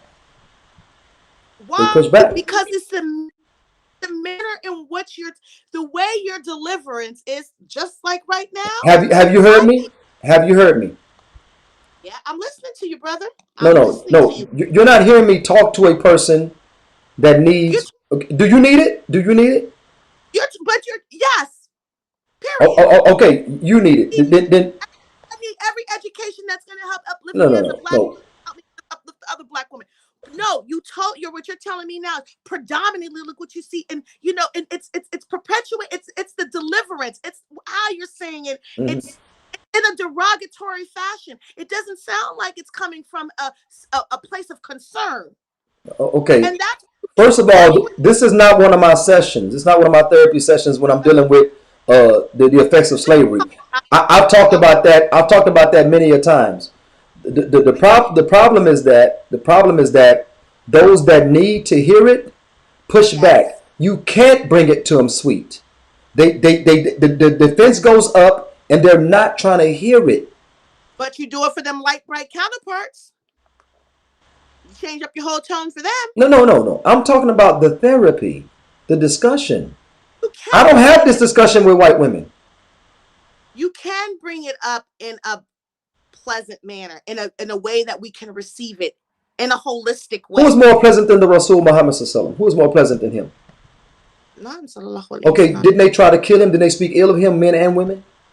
Didn't they try to Yes. poison his food? Didn't they lay thorns on his path, throw trash on his front step? This came from Yes. people that he was so nice to. Yes. So being nice isn't always the cure, sister. Some people are just not open for it.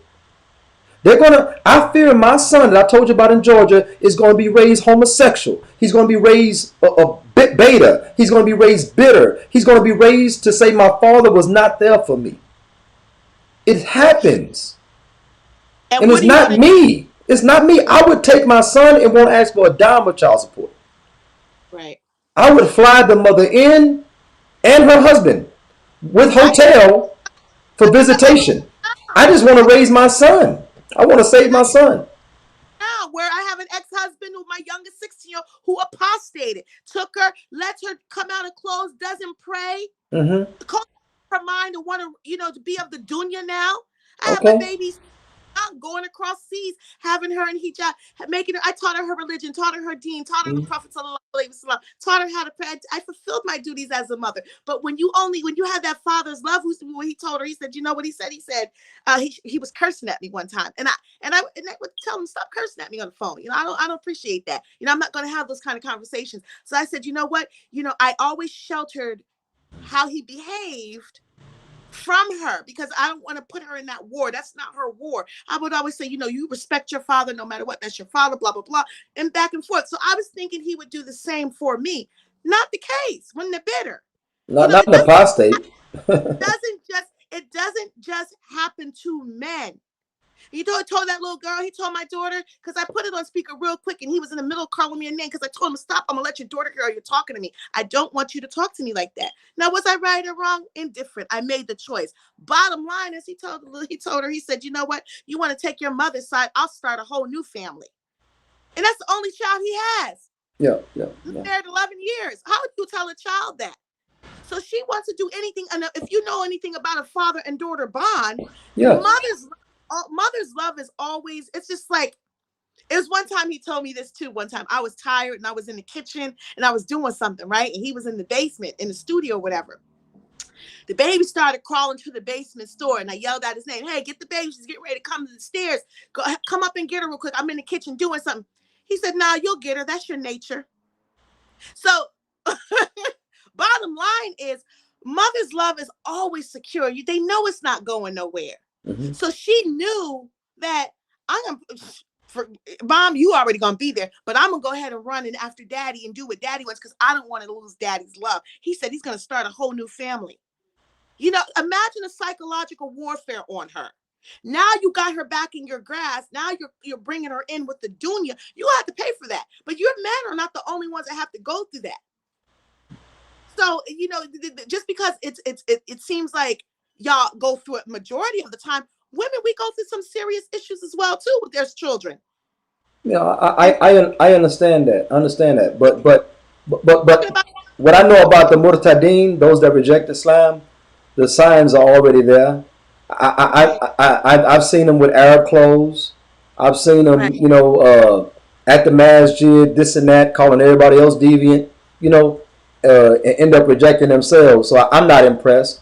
I know, I know the signs. I know the mentalities. You have to embrace the deen and stop following personalities. Because once you get tired of hero worshiping and worshiping personalities, worshiping sheikhs and scholars, when you get tired of that, the deen ain't gonna be fun for you no more. When your little clique and your little group get mad at you about a little something and boot you out, you're gonna leave Islam. It's all kind of different things. There's drugs. There's all kind of lifestyle type deals. I mentioned something about a guy said, "I'm a Crip and a Muslim. I'm a die Crip," and people actually attack me for condemning that. So I'm not interested in people. I'm interested in the Deen. No, But I think the problem was with that one, and I'm gonna just jump on that really briefly. I think the problem of that was you can't blame the leader, because I think, if I don't correct me if I'm wrong, you said the leader is some the leader. It was the now whoever leaders gave who were. them dawah needs talking to. That's not necessarily, and we're not gonna have to go up. That's a Yeah, digression, but I don't really think that's I agree to disagree on that one right there. yeah, yeah. Well, I mean, my shahadas are methodical. I make sure they understand the Deen. We have meetings, we have talks. I don't rush them into shahada. I don't rush them. I make sure they don't just do bobblehead when I'm talking. They actually have to Right. regurgitate and reciprocate, and I make sure they understand the Deen. So then, they'll know. You're not the changer of you're not the changer of hearts. So if he does something that triggered No, no, him, no. I'm talking that's about my duty as a dai. I'm not talking about them. I'm talking about right. that when I make sure they understand. This guy that was talking, he seemed like one of those Walmart shahadas, the kind you buy off the shelf. You Seem know, like, seem like not a lot of information about Islam. He became Muslim, because it might not have been his teaching. He might have had a really good. He just might have went back into bubble. well, I mean, you had to be there for the conversation. It was a over hour long conversation. You had to be there for the conversation. I'm telling you that's That's why I said that. And the people that didn't hear it, that didn't hear the conversation, they opined. They gave their opinion. They opined upon it. And I said, you weren't there. You know what I'm that makes saying? sense. This That makes guy knows you're supposed to die in the state of Islam. He said, I'm a die Crip. Now there's a yeah, disconnect. There's a disconnect there. absolutely. The I, severity. The yeah, severity. Like I say, I heard the whole conversation. But I nevertheless. I don't know about the leader. It being his fault or somebody teaching Well, him, but I the one that gave Dawa need talking to, because the part that's missing that people didn't grasp is the mm-hmm, one that gave him Dawa, the one that gave him Shahada, has a better audience with him. That's my point. You see what I'm saying? I wouldn't talk to the Crip. I would talk to the one that's nearer to his heart. That's called uslub. That's style. That's style, uslub. So I would get him to talk to him about dying in the state of Islam versus dying in the state of criphood. You know what I'm saying? mm-hmm. That's all the dynamics. Sometimes I'll make a statement. If you don't see the dynamics of it, you'll focus on, oh, you're saying the person that gave him dawah don't know what he's talking to. That wasn't the whole conversation. The conversation was that perhaps the one that gave Well, him we dawah is close to his heart and has a better well, audience when with you him. put up a clip, we can only get what you put up. Yeah, I yeah, only yeah, yeah, yeah. But uh, can only speak to what I know. I understand. But a lot of times I've made statements that have uh, like double entendre. They can be taken, two different ways and things like that. Triple entendres. So and instead of seeing good in it, or seeing a positive, somebody they jump all the way to the negative, because you know that's what space they're in, right? Then I'll explain it. They'll say, oh, So that's the issue. But nevertheless, you have proven that in this discussion, you've proven that how a woman measures, majority women, how they measure the next comes off of the ex experiences. You know what I'm Wait a saying? minute, hold that Uh, out. How did I? no, no, no. Okay. In the conversation, you said Okay. perhaps this. Like I said, brand new relationship. If a man put down his phone at the wrong time, it can trigger memory. We're human beings. We're better than computers. We store that stuff. No, no, no, no. But you're not gonna corner me in that position, because Well, what I no, no, no, no, no, no, no. You're asked the question: okay. should, when you get in a marriage, should you bring in old baggage or come Well, in should you with make yourself vulnerable? Make yourself vulnerable in order to save your new relationship. to a degree, but there are boundaries. And my point to all of this, before you even get to that phone being put down and she's looking at it, the due diligence wasn't done. If that's happening, I don't think it's done, because I think the signs of her carrying baggage from a past relationship will be present prior to marriage. I And if you don't. choose, I don't think you can compare the whole marriage scenario, which is living together, with knowing somebody prior. I don't think you can do that. You can't put a person prior to marriage through every situation. It's impossible. I say every situation, but That's what you I'm don't. saying. You don't know how people will react. So then this brings me back to my even earlier point. You need to know yourself well enough to know what you would accept and what you won't accept. And from that, you formulate some kind of criteria of a checklist of what you're looking for in in the person you're looking for. You'll never find anybody that fits every. You'll never find anybody. I'm not saying all the way. You're missing my point. Okay. So a part of it, at some point, if you know you want a woman that can cook, at some point you're gonna find out the kind of meals she can make. Let's start talking about food and let's start developing those ideas. And you're gonna kind of see, is she a basic microwave chick cook? Is she the basic three entree meals, or can she throw down in that kitchen? You might not know what it tastes like, but you can have a general idea of what her skill set is. And just the same way with her mentality, just by conversation, just by scenario. How much conversation and how many scenarios can you bring up to a person? How many you want? Hold on. A person says that if I was in this situation, I would have done this. You know, I hear black people say, I said it myself, if I was living during slavery time, I would kill everything white moving. That's my mentality. I'd rather die than be oppressed. Now, hold on. I said this, but I wasn't there then. So people always talk about hypotheticals and scenarios. I'm saying that. I'm not talking about that. Let's try this. I've tried this before.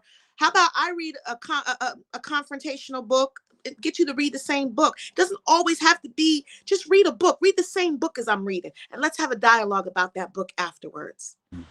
Something that's going to generate conflict. Let's see your conflict resolution skills.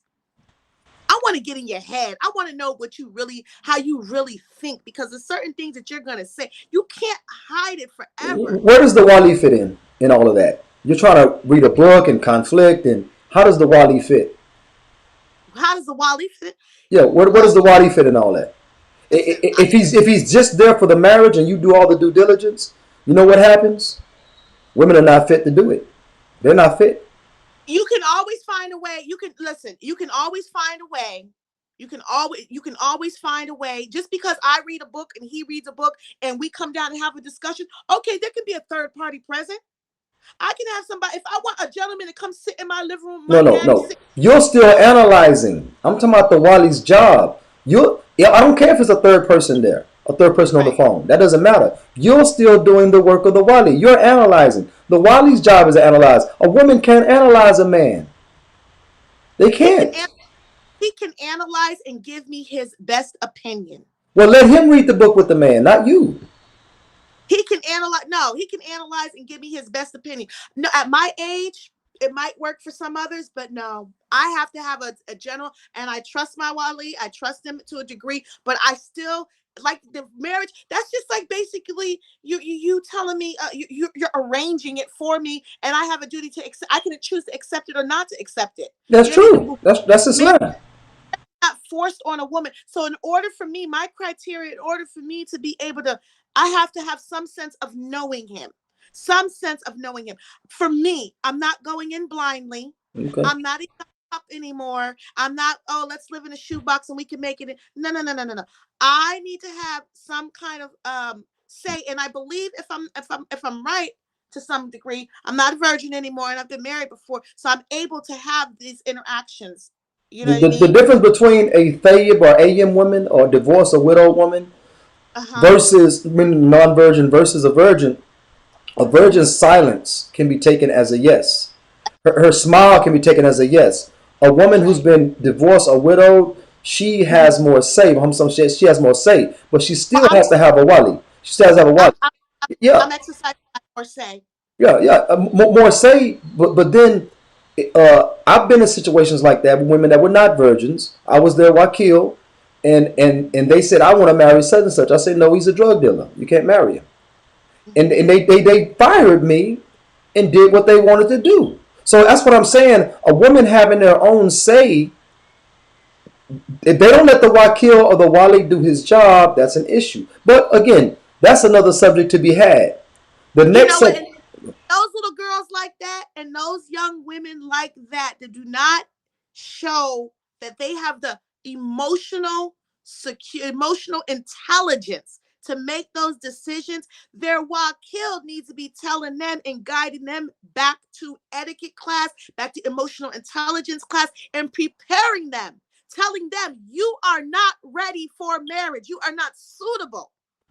If you don't know what to look for and you don't know what to ask for and you don't know your rights, you're not suitable. Let me help you become the woman you're supposed to be, or help you get ready and prepare you properly so you can manage a marriage, so you can help, I cultivate a understand that, but this is not just with young girls.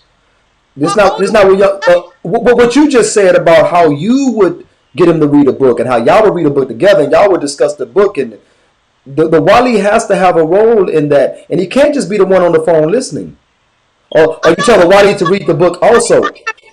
You know what us men? Hold on. You know what us men can do? what?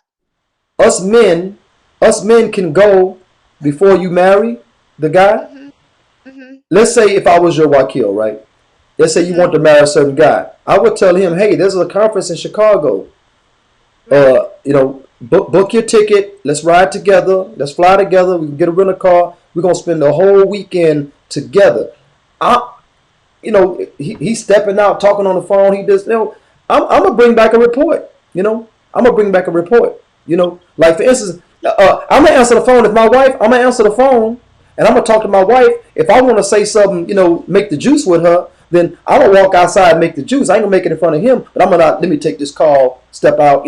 I'm gonna watch all the behaviors that I know as a man are suspect. You know what I'm saying, are suspect. You know, And so so, I so ask then I'll come back and report to you because that means I traveled with him. We stayed at the same hotel in the same room together. You know, I would bring that report back to you. Okay, and that's how it works. But me just being on a three-way phone call or going on a date with y'all, that's not how you get to know a person. now it's more to it than that for Yeah, me. I don't yeah, more depth for me, and it I doesn't know. require have to be lusty. It doesn't require have to be sexual. It's way more than that. It's up here. First of all, I'm sapiosexual. And I want to know your intelligence. I want to know more about what's going on up inside of your mind. And when I talk about the book, that conversation, how he acts with you, like men sharpen men, like steel sharpen steel. Of course, you're going to be able to give me a good assessment about the character as a man as a whole, but you will never be able to tell me about the interaction between a man and a woman. That kind of connection. That You're Brother Isa Muhammad just said, is she belittling the role of the Wali? By your statement right there, is belittling the role of the Wali. Men know men. Men know that's right. men. Women don't know men. I told you, if you ask a woman, what do men want? Women start to define what they want. That's not what men don't want. What women want. You know what I'm saying, women should want men, and men should want I women. know what I want as a result of being in his I presence or with him. Yeah, but you don't know what men want, right? So when you say steel sharp and steel, men know men. That's Right. why the Wali or the Wakil role is so important. When a woman Right. thinks she can do that role, No, I'm not saying that. That's not what okay, I'm saying. okay. But you're saying you can find out something about that man that a Wali couldn't. Right, from a woman's perspective, that would, if it suits me, if I want to be a part, like just because you might be Okay, gung ho, I might not be for a different reason for a okay. woman. But you can, I can say he's a good brother. You can say no. But if I say I don't think he's a good brother, and you say, well, he fits all my criteria. Now, I wouldn't do that. I don't Well, think that's. well, it happens. It happens. Well, I don't think that's healthy. Then I don't think that you should have a wali if that's the case. Well, you gotta have a. You can't get married without a wali. Well, you shouldn't have that one then if that's the Yeah. case because First of all, that's my problem. If I was feeling like, oh my gosh, all the signs are right, blah blah blah blah blah, but my wakil was like, nah, sister, that for me, that I might be sad, and it's happened to me. It's already happened to me twice, and I just let it go because I trust that. Why put him in that? Why is he in that position if you're not going to adhere to it? That's just for me. I don't know, but Yeah, the wali can be wrong as well. person, now hold on. Now if he got with him and everything was all good, but I felt something like, nah, I'm not going with it either, because ultimately it boils down to me. You know what happens with the virgin? Let's say my daughter, right? One of my daughters. Alhamdulillah, I have daughters, mashallah. But I have sons too, but I have daughters. I'm proud of that, mashallah. So, but the issue is that because I have daughters, I can make a decision for my daughter, and she'll look up to daddy and say, daddy, is making a good decision on my behalf because he loves me. He's my protector, you know. Right. But for a woman that's ayyim or thayyib, she's divorced or widowed or what have you, that type of woman, at the end of the day, she's going to make the majority of the decision for herself, as per the hadith, right? She's going to make the majority of the decision for herself. I can only advise her, and I'll also throw out, I'll throw it out that, hey, listen, the caveat, I'll throw it out. I'll say, look, I see some things as a man. You say that you good. Okay, then be good. I don't want to hear you blaming when it doesn't work on me. Okay? Right. I don't want to hear it because I have had it blamed on me. Right. No, I was a witness at a wedding and it was blamed on me when the brother didn't want to be with the sister no more. I was just a witness. He'll have given your decision and your recommendation or lack of, and she goes against that, and she has a right to do that if that's her choice, then the consequences of that marriage are not on you at all.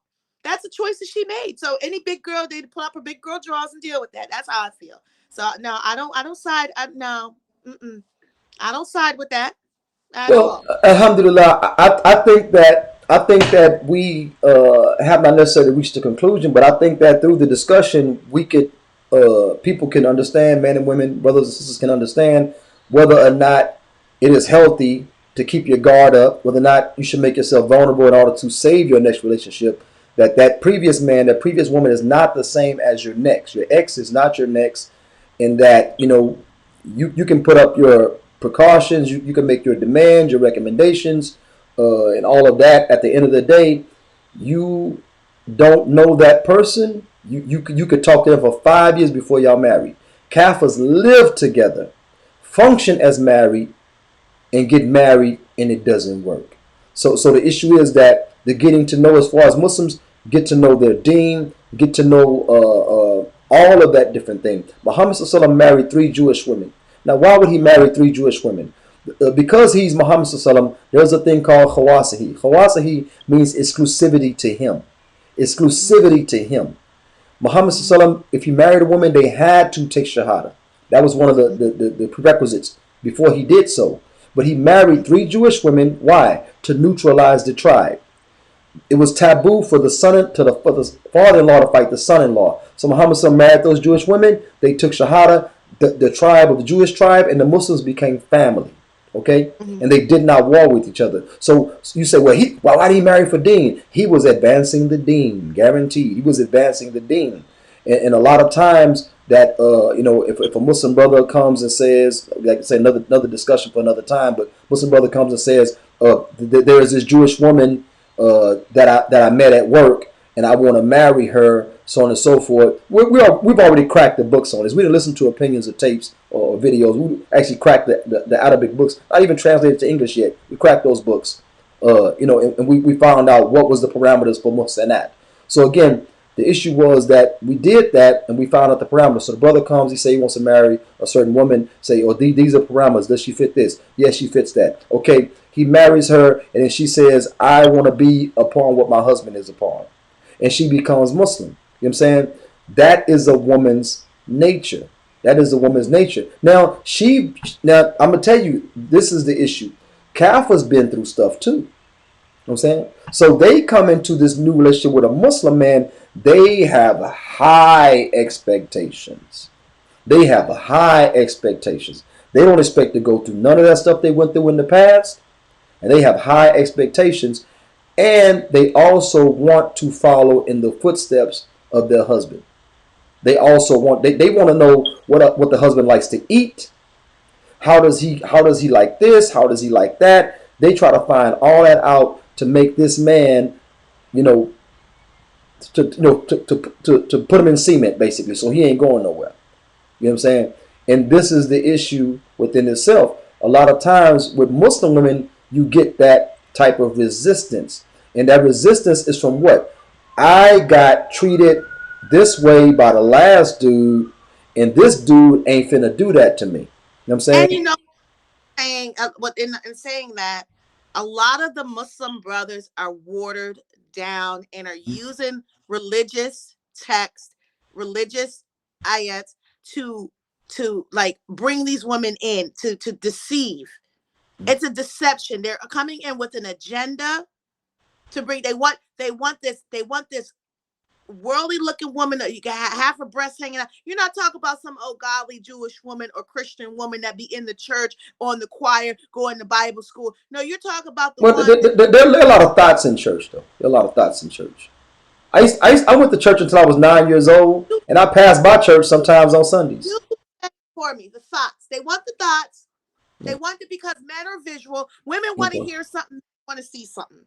So they see what they like, and now they want to convert her. Now women are attracted to power. They're attracted to intelligence. They're attracted to leadership, money, all of those things that make a man bravado and things like that, height and all of that. So they're using all of those tools to bring this woman in, and then with this religious and something they've never heard. So now it's interesting. Now you think you got somebody to know some knowledge, and he don't really know nothing at all. He probably ain't really part of the community all like that. He probably hadn't been in the mosque yet or been part of anything active in God knows how long since last Ramadan. Probably the last time anybody in the community seen him. You know what I mean? So, but she don't know that. You painted a whole scenario right there. That's too specific. It's too specific. Hold on. No, it's not, because we went specific today. So I'm gonna have no. What you mentioned was real specific to a certain brother. That's not what you find generally. Yeah, what? Come on, brother. Can I ask you a question? You talk about thoughts, and I'm talking about the brothers that locally. Can I ask you a question? You're talking about those guys. Where you live, there's a high concentration of terrible Muslims. There's a high concentration. There's not. I don't live in Philly, so I can't speak to that. Okay, you're close. Well, that's over there, but I can say there's a high concentration of terrible Muslims there. I've seen it, and also in other places, not just there. Can I ask you a question? Absolutely. That brother that works with that Jewish girl, okay, she became fond of him. She inquired about him. We don't have girlfriends, we're married, And she says, well, how can I marry you? He said, well, you got to meet the qualifications, so on and so forth. So again, they start talking on that line. Hold on. He's wrong. Hold on. He puts her in touch with sisters that know the deen. He puts her in touch with the masjid, so on and so forth. I've seen it happen. So what happens is that, long story short, if they do get married, that's a marriage. Now people would say, oh, we should have married her. There's a lot of Muslim sisters, so on and so forth. Okay, now. A brother from online. I'm saying just let's deal with just Facebook, okay? Because Instagram is off the hizzy. I hear I'm not on Instagram, but nevertheless, I don't really mess. Check it out though. Snapchat. I don't know if they still have Snapchat. I heard about it a long time ago. But nevertheless, what happens is this: go on, and we're about to end, inshallah. I apologize, but go on any sister's page. Go on the brother's page, okay? The sister is covered on one, maybe her profile picture is covered. Every other picture, she's in the club, she's drinking, she's whatever, or she's just not covered on every other picture. Okay, but when that brother marries that sister, nobody says anything. Nobody says anything. But they would rather you be with a fasiqah, somebody that's in the deen, knows the deen, that doesn't care for the deen, that doesn't practice the deen. They rather you be with somebody like that than somebody that say, hey, I want to be married to this man. They rather put you through that.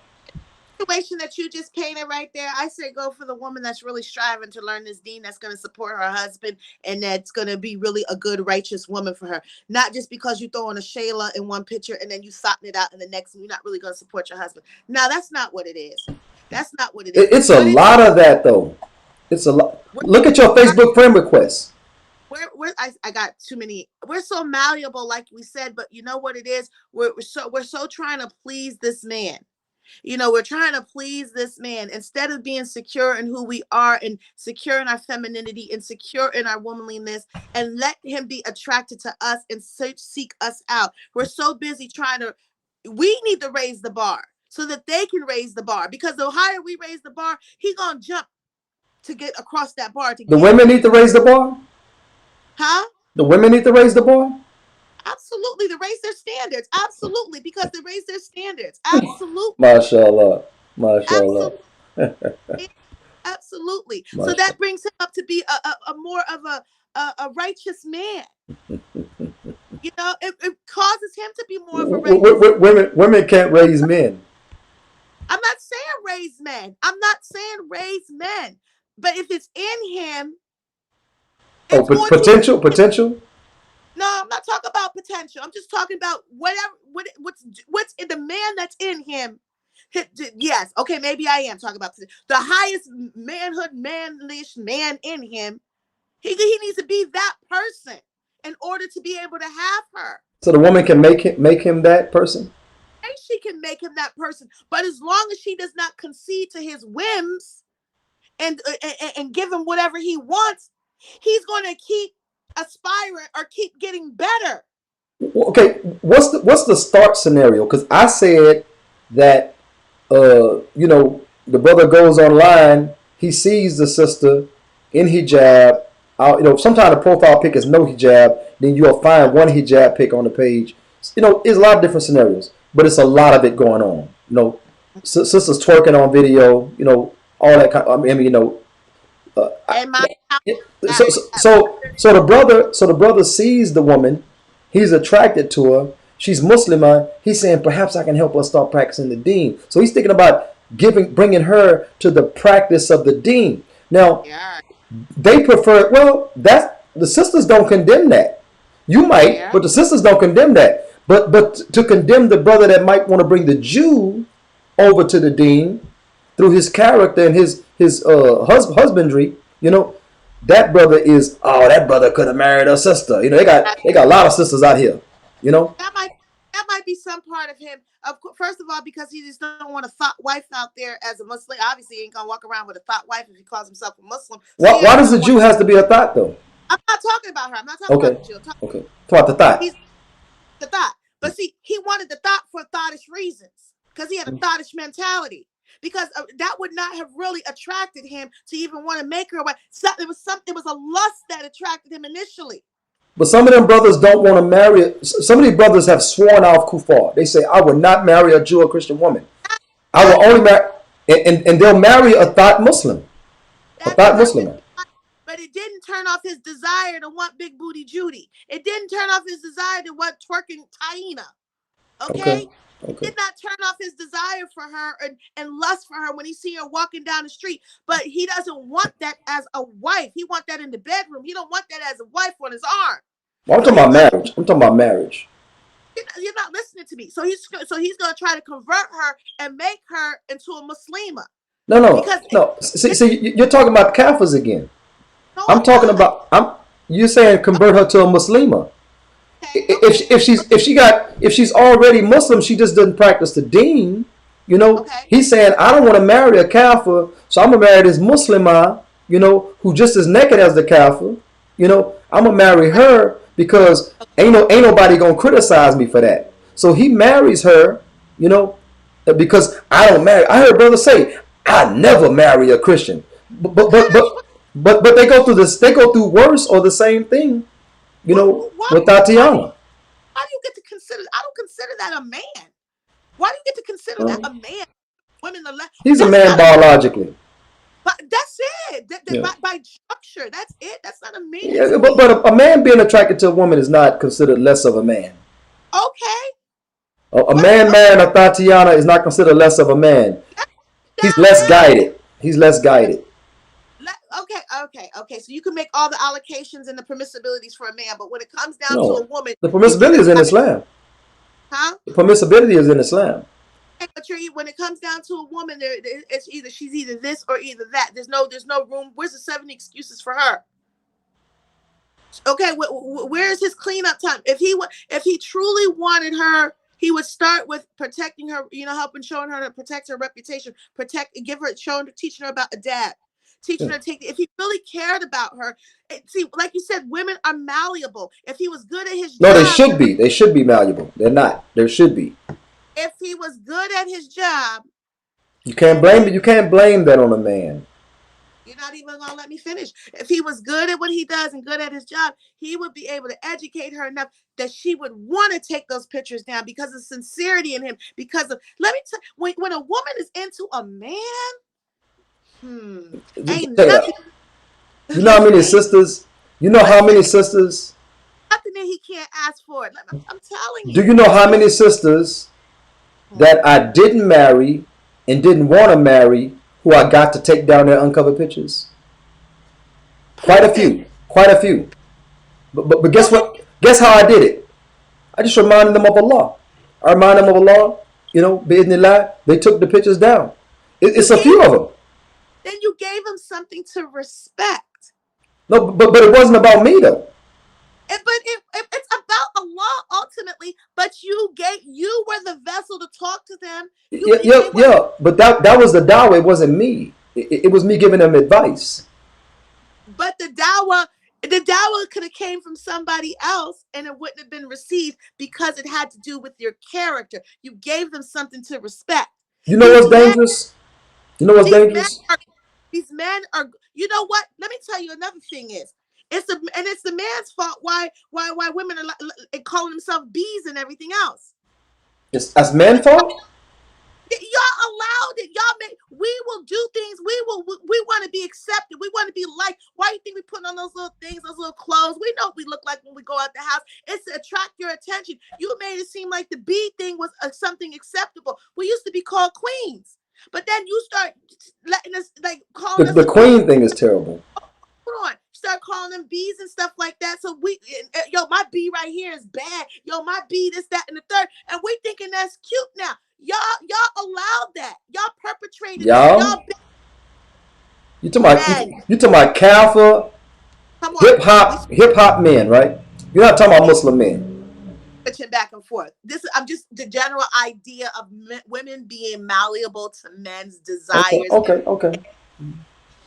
That's the concept of the umbrella, the malleability of women under the guise of the man's leadership. How much influence he has if he's walking in his role appropriately. That's the problem. You don't want us to be the leader because we can't really. We're not supposed to be. Well, you don't want us in the forefront because that's really not our natural role. But you're not stepping into your role efficiently, but you want all the rights inherently. And that's where the problem comes in, because we as women, you're a degree above us, but not by intellect. Okay? Yes, it is. Intellect too. Anyway. Intellect is part of it. Anyway, I reserve my rights to speak on that because I don't have enough knowledge to speak on that Islamically. So I'll pull back from that. What I'm saying is, I can give you a hadith on it, but okay, alhamdulillah, and I'll do my due diligence to look it up and But anyway, it's not going to take away from my point. My point is, we're wise enough to see that y'all are not walking in your roles properly, and there's going to be some counter. That's nothing in life. You can't even walk without friction. You can't progress without some kind of counter force or friction, period.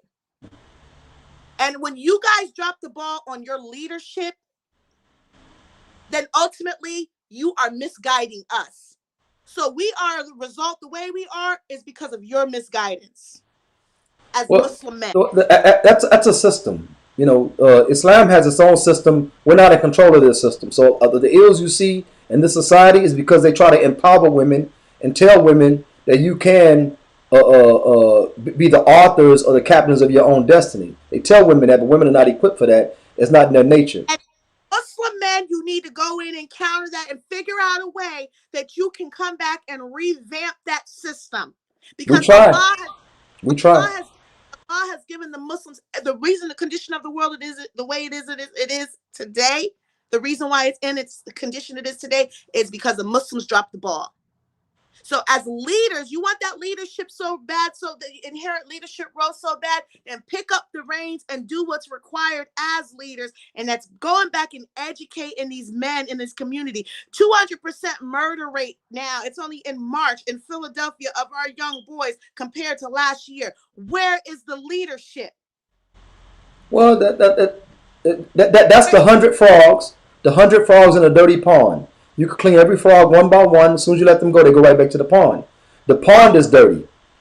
The pond is dirty, but everybody's going to heaven. That's a problem. Alejandro Perez, he said, wouldn't this depend on your culture and experience in Jahiliyyah? Some cultures can accept the Wali Wakil screening, but some backgrounds require more due diligence if they were brought up a certain way.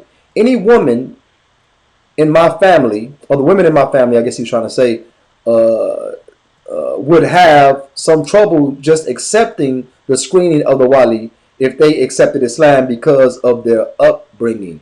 So he's saying that the baggage, which is another dynamic, the baggage that came from Jahili keeps them from trusting the Wali or the Wakil to do their jobs efficiently. It to re-educate them and show them the beauty of it. Mm-hmm. Whose job is that to re-educate? You see the problem, but I'm not hearing the solution.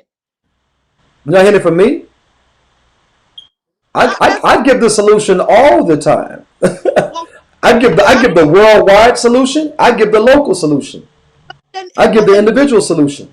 Okay, then where's the implementation? That not just you. I'm talking about in general. Then, if the solution's there, where's the implementation? I don't have the leadership to make anybody, implement. I can only give nasiha or advice, right? and make sure my own are guided, inshallah ta'ala. We got to start with our own. First, we've got to start with self, and we got to start with the closest. Save yourself and your household first. Yes. That's where we got to start at. And charity starts at home is a very Islamic statement. You got to take care of your home front first. Make sure we're creating productive Muslims and Muslims out there. And then everybody we come encounter with, we also, if we have an opportunity to give that knowledge to them, then we should be doing that as well too. And I think that's how it's. We just got to keep doing it. It's it's not a problem that's going to be fixed overnight, but the next topic, brother Akili Nusi, I don't know how to pronounce his last name. I'm sure it's of African import because he's all about that. But nevertheless, the next topic is settling. Settling. Lowering your standards, settling. That's the next topic. That's going to be 8 in the morning because he's in Kuwait. So I have to do it 8 a.m. Sunday. Oh, I'll be in Egypt, and I don't know if I'll be available. Yeah, so that'll be 8 a.m. on a Sunday. That's a good one. Yeah. So what does it mean Islamically? Because the Kufa have their own definition of settling for less. We need to bring out the Islamic definition of settling for less. And what does it mean when Muslims say, I settled for you? I don't think a man should make a statement like that, being a leader. But I would expect more of women to make a statement, I settled for you. Because they only get one shot at one husband. A man is not limited to one wife. So I think that would be a statement a woman makes because the other guy may have been beta with more money and they married the alpha guy, or so on and so forth. So again, we want to talk about it, or vice versa. I think it just sounds like they compromised on some of their desires or needs or something, and just. Well, we're gonna list 7 7 qualities in a man that a woman would desire as a Muslimah, right? Okay, and we will list 7 qualities in a woman, and that's not all the qualities. But we have to put a cap on it. We can't just go Right. 100, right? So again, just like you said, you made 99 questions for a man, potential husband. Brother Amu Yusuf that comes on the Amu Yum Yum podcast with me. He got 100 questions. He sent it to me. He has 100 questions that he would I give do. to a potential wife. So again, I'm like I said, we're going to list 7 qualities that a Muslim I would look for, 7 qualities that a Muslim would look for, and we're going to do okay. that, and then we're going to like chop it up, inshallah ta'ala. You know what I'm saying? So if you have the time, you know, Hmm. might be something you might want to opine on, and I'll let you speak. I'm Subhanallah, I'll let you speak. ooh, not those. I'm gonna have it ready for you next time. Okay, inshallah. So, well, I think we beat that horse and we gave birth to a new one. So, Inshallah. inshallah. So, Look, I appreciate you coming on, sister. Not many people are brave enough to come on with me like that. I appreciate you having me. No, I'll get in it in with you. Now you're gonna have me out here looking like a disobedient woman. I'm playing. I ain't worried about that. No, but I'm not overly coarse or overbearing. It's just that if you make a statement I disagree with, you know, comment. I want to jump on it. All But right. I'll try to reserve myself better next time, inshallah. I'll jump on you after you finish your statement. Yeah, let me get a sentence out at least, please. Subhanallah. Well, I appreciate you So coming on. I Thank have you. done, huh? Thank you, Shukran Jaziran for coming on. You know, Right. like not many That people would, so I truly appreciate you, and I hope to have you back again, inshallah. Hopefully, you thank you. represented the sisters well. Daddy wants to say hi. Okay, mashallah, Come on in, Dad. Come on. mashallah. Come on in and say hi to the good people. Come on in. Mashallah. Assalamu alaikum, Abu. All right. Look. Say assalamu alaikum right here. Come on. Can you see?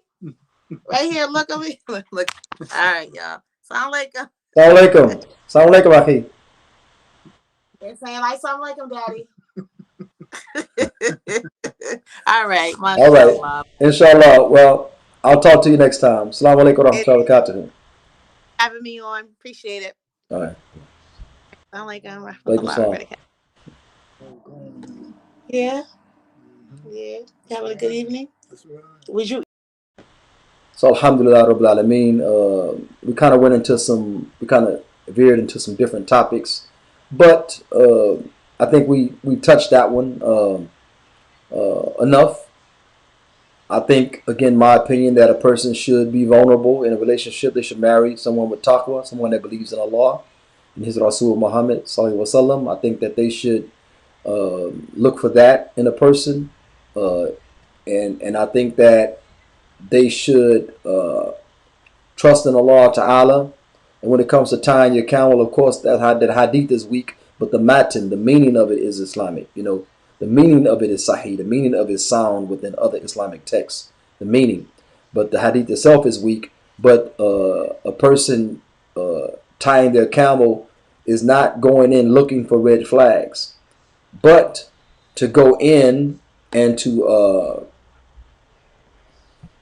live naturally, like Muhammad Sallam used to do with the people. He lived naturally with the people. He didn't go in suspecting people to be ill from the jump. He lived naturally with them. If they showed some ill intent or ill behavior, then he acted appropriately toward them. But as Muslims, we should, we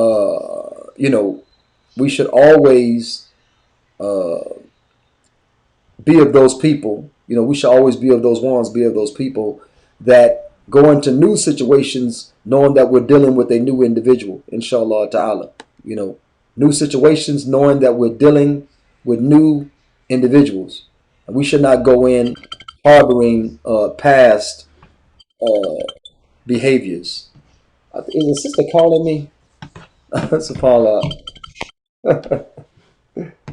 I can answer the phone right now, SubhanAllah. But anyway, I guess I'll end it there. Inshallah, all mistakes are from myself. Any truth that I told is by the mercy and grace of Allah subhanahu wa ta'ala. I appreciate you all viewing. And hopefully, inshallah, we'll increase the viewership. People can benefit from it. And feel free to correct me on anything that I've said wrong. Some of it is opinion. Some of it is from Quran and Sunnah, which is not debatable. So may Allah Ta'ala bless us all and keep us safe and upon this deen and guide us upon the Sirat al-Mustaqim. The Sirat al-Mustaqim that Muhammad Sallallahu Alaihi Wasallam was upon, the Sahaba anhum were upon, the Tabi'un were Tabi'een anhuma were upon, and this is the path to Al-Jannah. These are the exact facts.